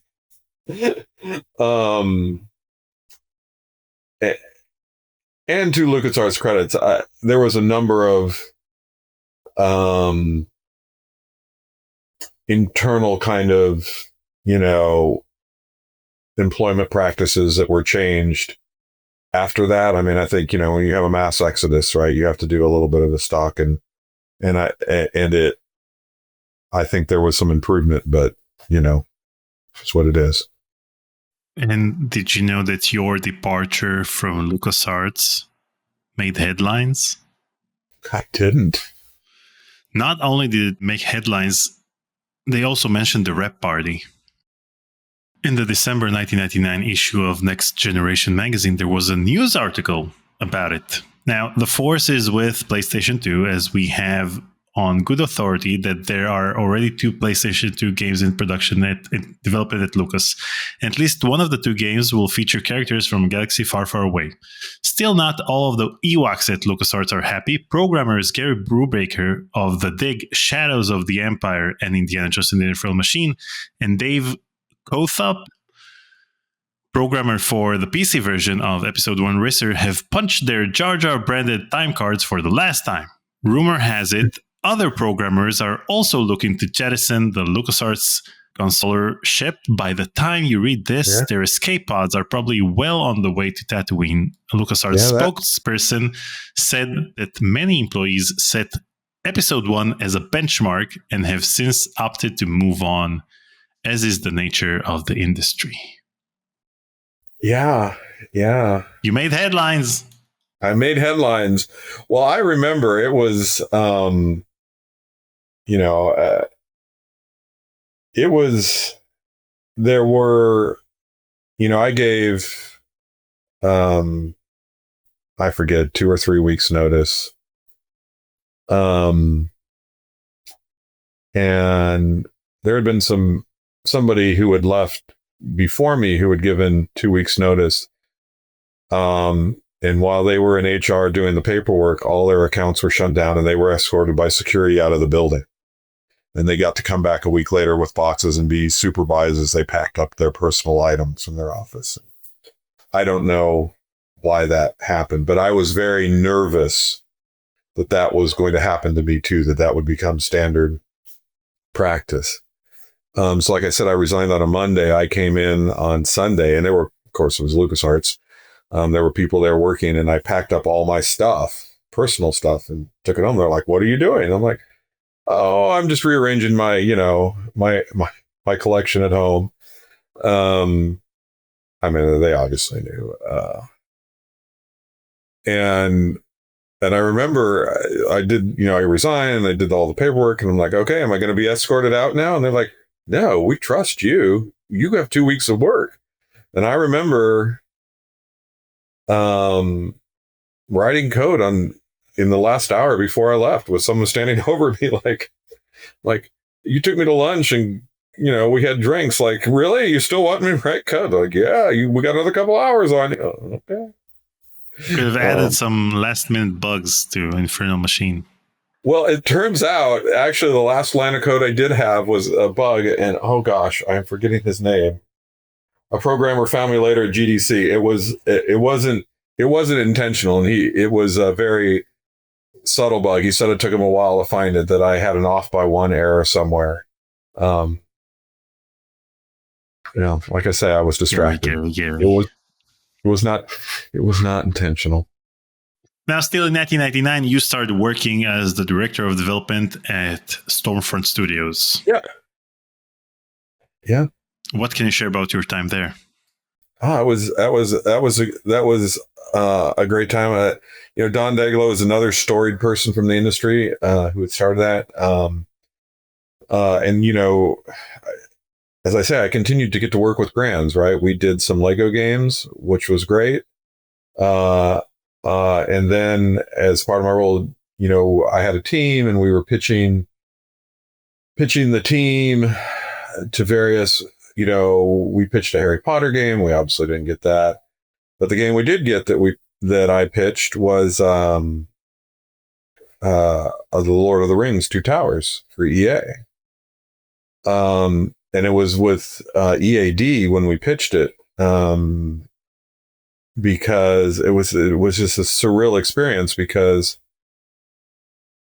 EA really thought that Lord of the Rings was going to be a movie on the quality of Dungeons and Dragons, the first one, not the more recent one, but even that, right? They just did not see it. And I am a huge Tolkien fan, always have been, which is probably part of why the pitch went so well. And so I kept saying this movie is going to be huge. I know I've worked on huge movies and huge movie games, and this game is going to be huge. And I was always, we need more. And they're like, no, it's going to be a shovelware game for a shovelware movie. Just, minimum viable product it all the way through. And it was just, and then, Peter Jackson showed the 40 minutes at Cannes of Fellowship when we were in development. And after that, they're like, "Oh, this is going to be a really huge game. How can we make it bigger?"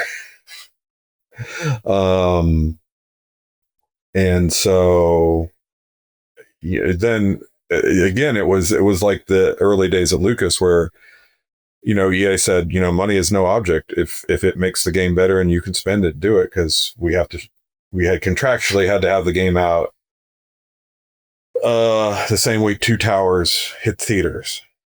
We had to be concurrent. We actually, I think, were a week early. That's another game I didn't end up being there at the very end. But yeah, that was, and I think we innovated on that team things that are very common now. But EA kind of really opened the tap to us. Here we are, an external developer, and they said, if we have any artists who aren't working, they're on your team. And so we set up ways for people to work remote all over the world in all time zones. And we got that all to work, which is common now. Like, this is, any big game does that. But it was all very, very novel at the time. Can you make this work? And yeah, that's the game. You asked about this earlier. We had a little reunion on that team at GDC some years ago, and I asked the question, if you had an opportunity to do it again, would you? And to a person, they all said no. Worst years of my life. Although most of them said the game I'm most proud of. So it usually comes together, both things. Yeah. Now, on the Lego games, you were credited as being part of the programming team, both with Bloodwake and The Legend of Alandar and Pool of Radiance. You only got special thanks. Yes. So, as part of the management team of Stormfront Studios, we had a review team that reviewed every game that we shipped. So, Bloodwake, Legends of Alandar, I didn't do any development other than, we would call them dailies now, sit in and, try and say intelligent things to the team. Hopefully added some value there. And, this again, you'll see this as a common thread, because Lego was an educational product. It had to run on both the Mac and the PC. And guess what? I was the only person who had ever programmed a Macintosh before. So it was an easy port. I decided, I wanted to, I wanted to make it interesting on myself.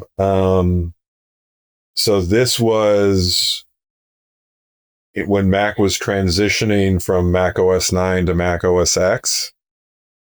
And so I did it as a native OS X app because that seemed more fun. And of course we had to do a version around the older one too. But I think we were the first game that shipped with full support for Mac OS X.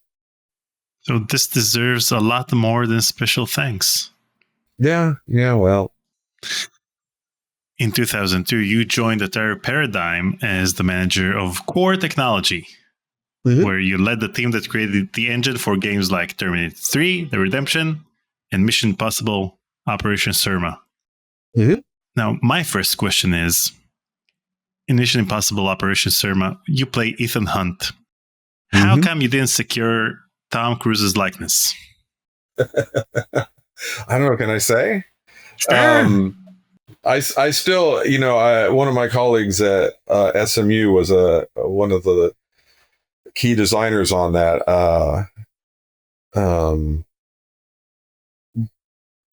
So we get twitchy when we talk about it. The short answer is Tom didn't like the game.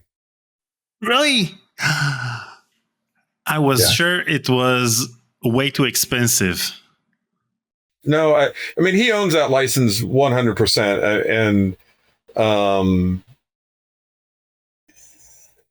that game had some difficulties, right? It didn't end up playing as well as I think we had hoped. And,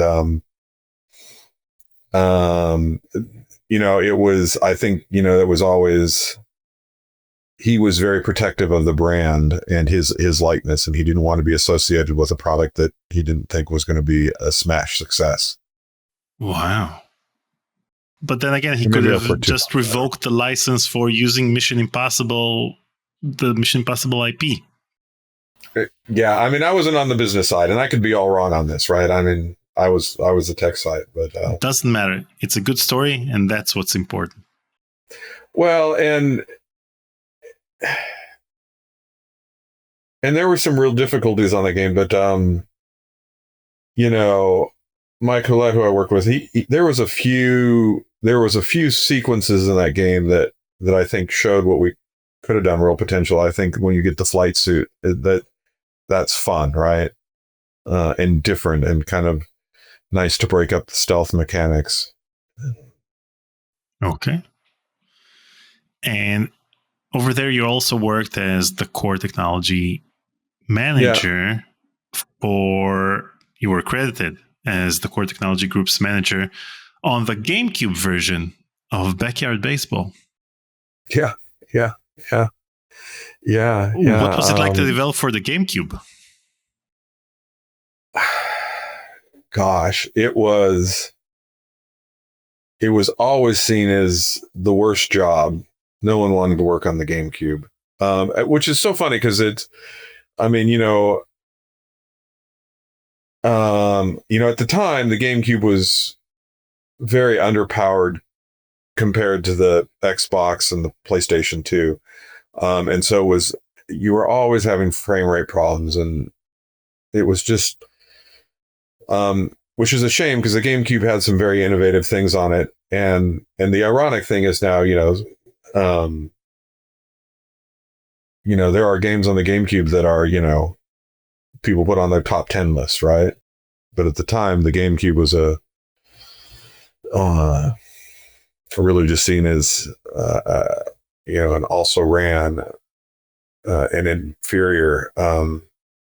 But again, those kind of backyard titles, they have to play everywhere, right? And so, this is another one of those instances where, technology I helped develop got used in the game, but I had nothing to do with the game, right? Other than some people, checked out some code of a repository that had my name on it. And good for them for giving me credit, because I should get it. But yeah, I had. That said, the producer on that, Elizabeth Stringer, is another one of the faculty I still work with. You can see you build these relationships in the industry and they last. And so in 2004, you started working as a director at SMU Guildhall, which offers a master's degree in video game development. Now, at LucasArts, you had to anticipate where the industry would be in a few years to ensure the games you were working on stayed relevant with the current hardware and in general in terms of gameplay. Now, in academia, you're looking a decade into the future or several decades into the future.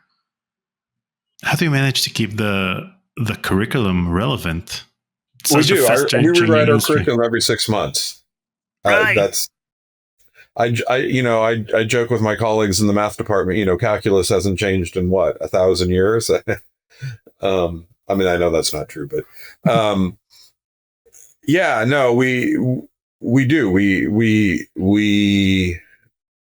have a very fast-paced, the good thing is every one of our faculty, like myself, we have a different way that we all come out of industry. We're not out of academia. Most schools hire their one kind of person out of industry that's their kind of star, and then people. So everybody at SMU Guildhall, we all have at least 5 years experience at a major studio and at least 3 significant ship titles. That's actually a requirement we stole from the theater department, where they say they won't hire someone to teach theater unless they've been with 3 major companies, production companies. So we have a lot of expertise, right? But the other thing is, because we're all out of industry, there's a lot of relationships, right? And so we work very closely with, companies, everybody, Sony, Epic. We continue to participate in things like GDC. People ask, is it weird now that you've left the game industry? I think I'm in it more than I've ever have been, right? Because Lucas, other people would see me as a competitor and not want to share their secrets. And now I feel like I work for, it's like, a neutral, it's like Switzerland, right? We go to Rockstar, we go, all these studios invite us in, Microsoft and talk to us about what they're doing and what they're thinking. And, we have research dollars, so we can do things that don't have to be commercially successful, right? In many ways, it feels like those early days of LucasArts where we can have that creativity, and it's great. I mean, so we have these student teams and we run it just like a studio.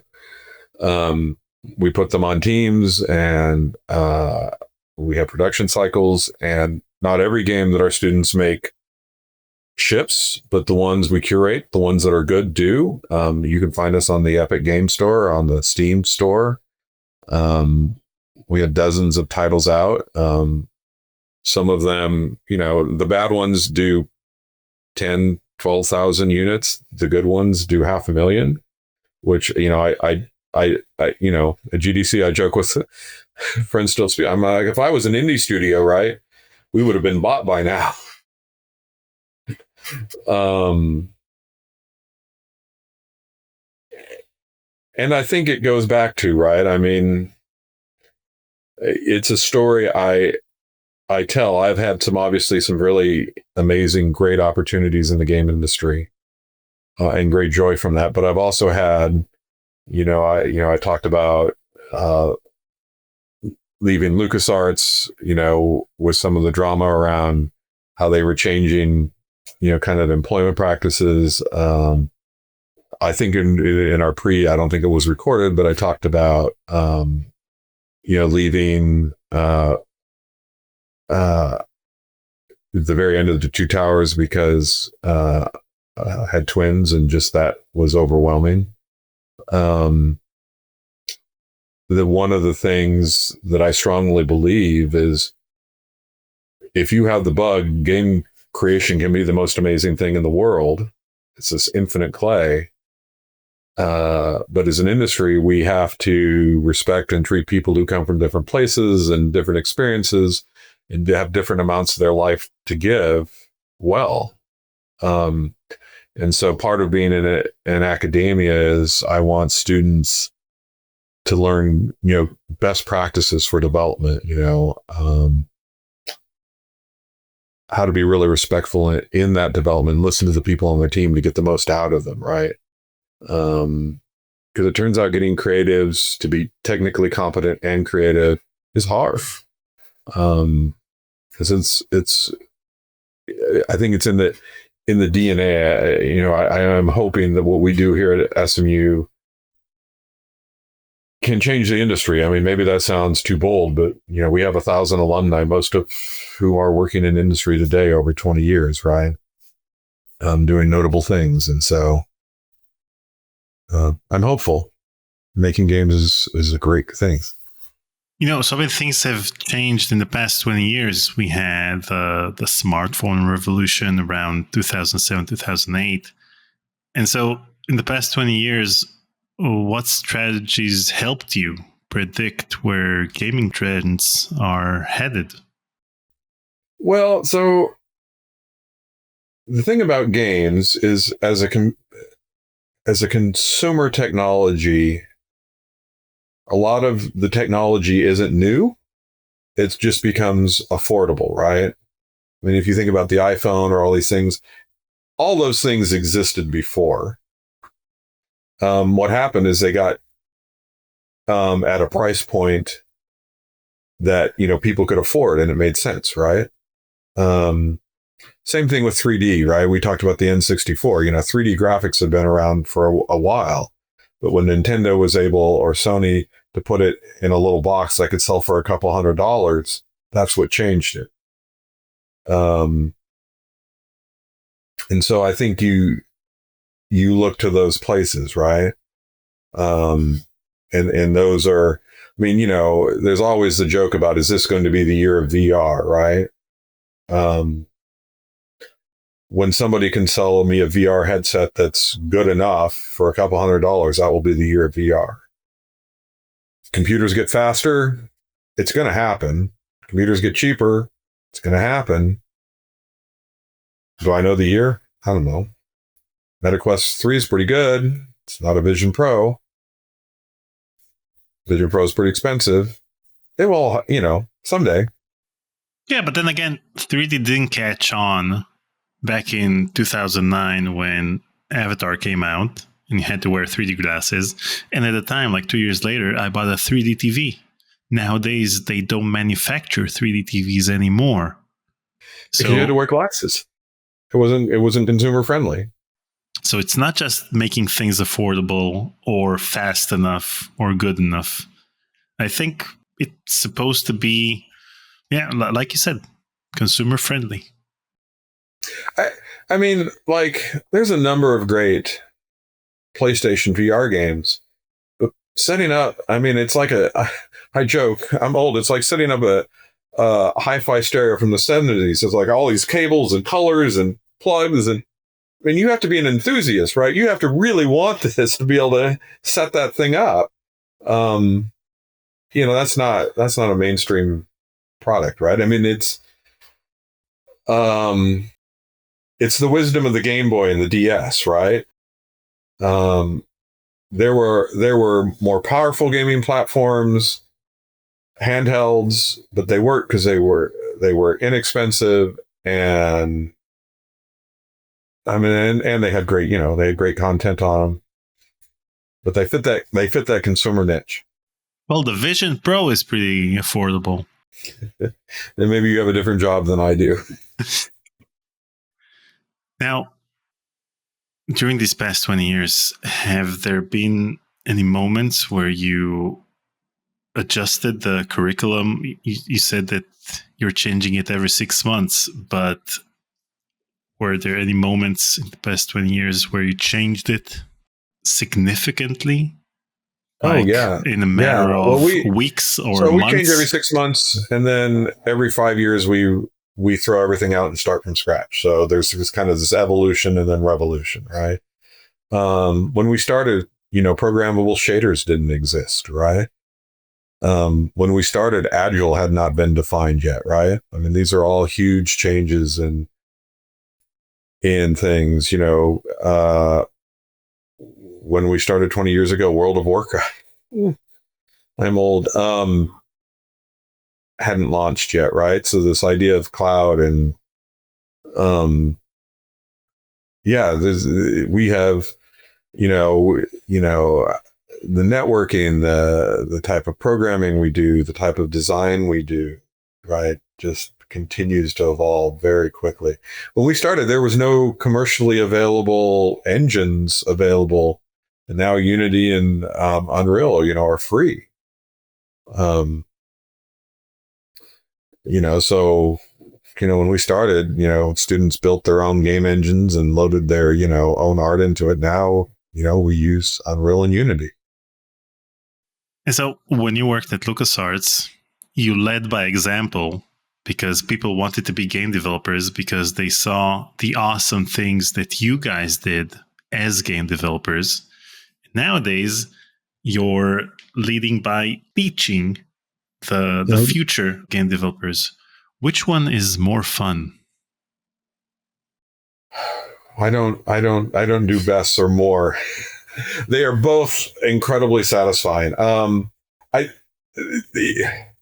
Here's another way, and maybe this is a thing you say with age. They both were appropriate. Like I couldn't. When I first started, I couldn't do what I'm doing now. And so I think each was the right thing at the stage I was at, right? Like we knew when we were at LucasArts that this was a young person's endeavor, right? I mean, like I said, we were all unmarried. We were all in our early 20s. We were all right out of college. Like I think we had some inherent sense that isn't a sustainable model, right? But it was a moment in time. And I think we also understood, having a patron like George Lucas, who's just like, I'm more concerned that your games get good reviews and they make money. That's a moment in history that's unlikely to repeat itself, right? And I am certainly glad I was a part of it. On the other hand, when I hear students come back a year or two after they graduate and tell me what they're doing and how helpful what they've learned is, that's incredibly satisfying too.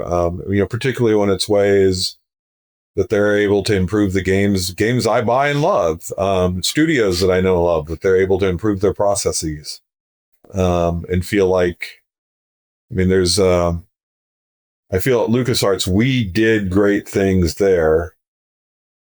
Now what we're doing is more viral of, I enable other people to go do great things, and I live off of that, right? But you can do more that way, right? Because you can build a whole team of people doing amazing things.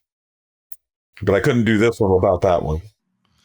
Yeah, but it's a matter of perspective. Do you prefer to be hands-on and for people to want to be like you, or do you want to actively teach people to be better game developers or game developers in general? Yeah. Now, in 2008, you were credited as programming consultant on A Vampire Story. Mm-hmm. What did your consulting role entail? And did you get to implement the idea feature from those early Dig versions? No. Again, that was really just more about friendship. I think I did get paid. I don't want to step in. I'm sure I got paid. But mostly it was, I wasn't, I was already at SMU and really happy with what we were doing there. But just, spending some time as they were spinning up the team, kind of talking about them. Because they had invited me to join. If I were to join, these are the things I would be concerned about. This is what I would do. Did some mentoring on some of their programmers, on some of the things, brainstormed,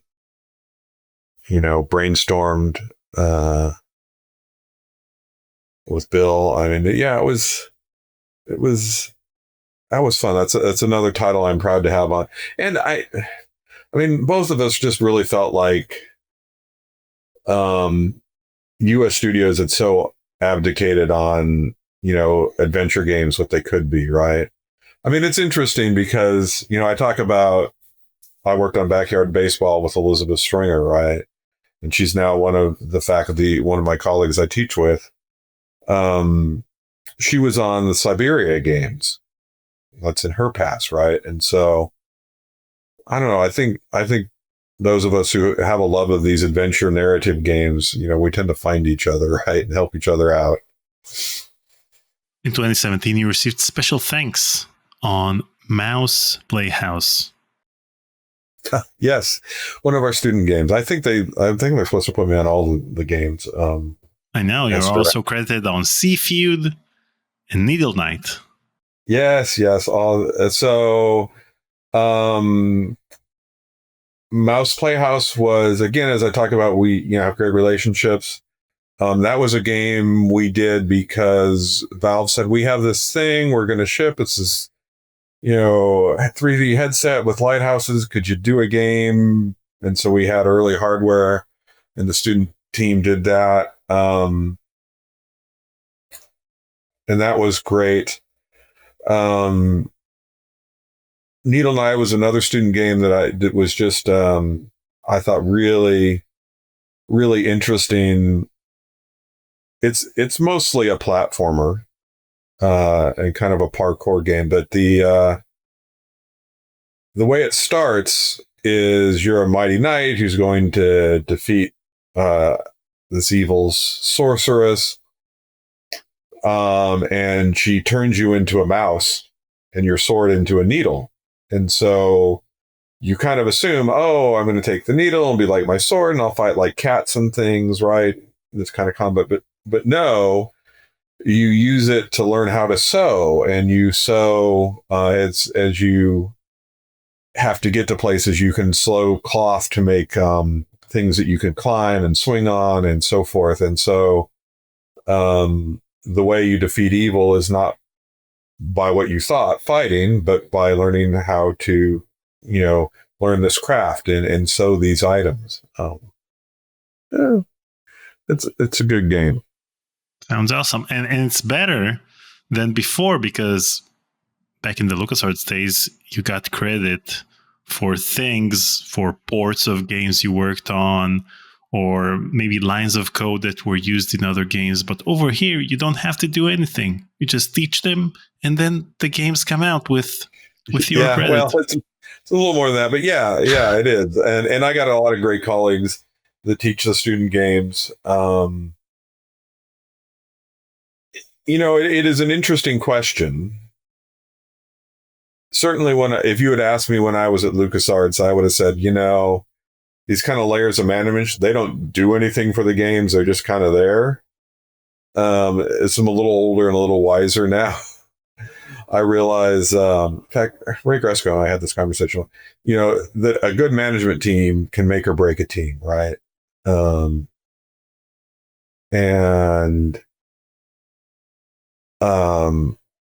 That people who can create the environment for people to allow these games to be created, that's a special talent, right?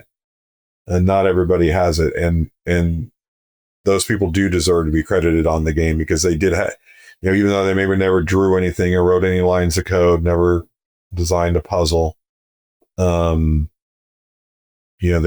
can create the environment where these things can flourish. Now, you shared a lot of your wisdom today, and I want to share a photo of you sharing your wisdom with your students. Yeah. We have students, and see, the other thing is about that photo that, because if you want to use all the bells and whistles on Unreal 5, you need a fairly significant laptop. We, as part of our tuition, is all of our students get a top-of-the-line gaming laptop, so we can ensure that nobody's limited, in their classes. And see all those Alienwares stacked up. Yeah. Identical, yeah. Now, before we conclude our conversation, one final question from me. What are your plans for 2025, and how can people stay in touch with you and your work? Well, I will still be director of Guildhall. I will be at GDC. Certainly people can find me there. If you just search SMU Guildhall, you'll find my page and all the things. We have, of course, all the social media channels and so forth. And again, I would really point to, I have an amazing set of colleagues. I have an amazing history in the game industry. I have colleagues who are just as deeply involved and have just as many notable titles as I do. I'm always amazed who I get to work with. But look at our student games. That's where I would point. As I tell our students, we'll give you a grade because we have to. It's a school. It's required. But the truth is, you're going to get Steam reviews, right? That's your real grade, right?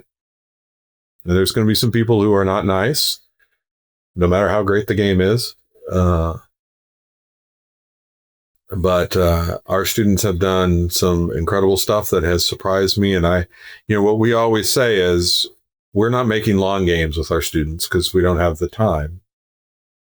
But we want our games to be just as good as any AAA game out there. Maybe they're only 15 minutes long, high concept.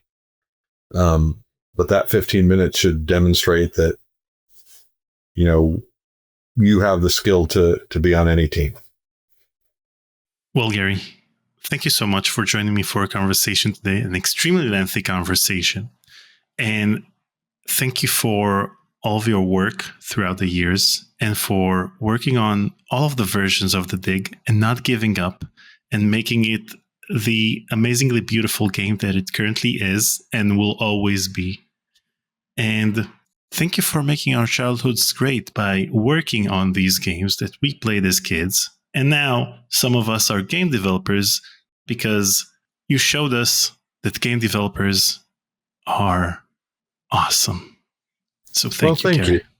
I appreciate that. And like I say, I can't wait to see. I think 2025 is going to be a good year for the game industry. There's a number of things I'm looking forward to, so we shall see. I'll take your word for it.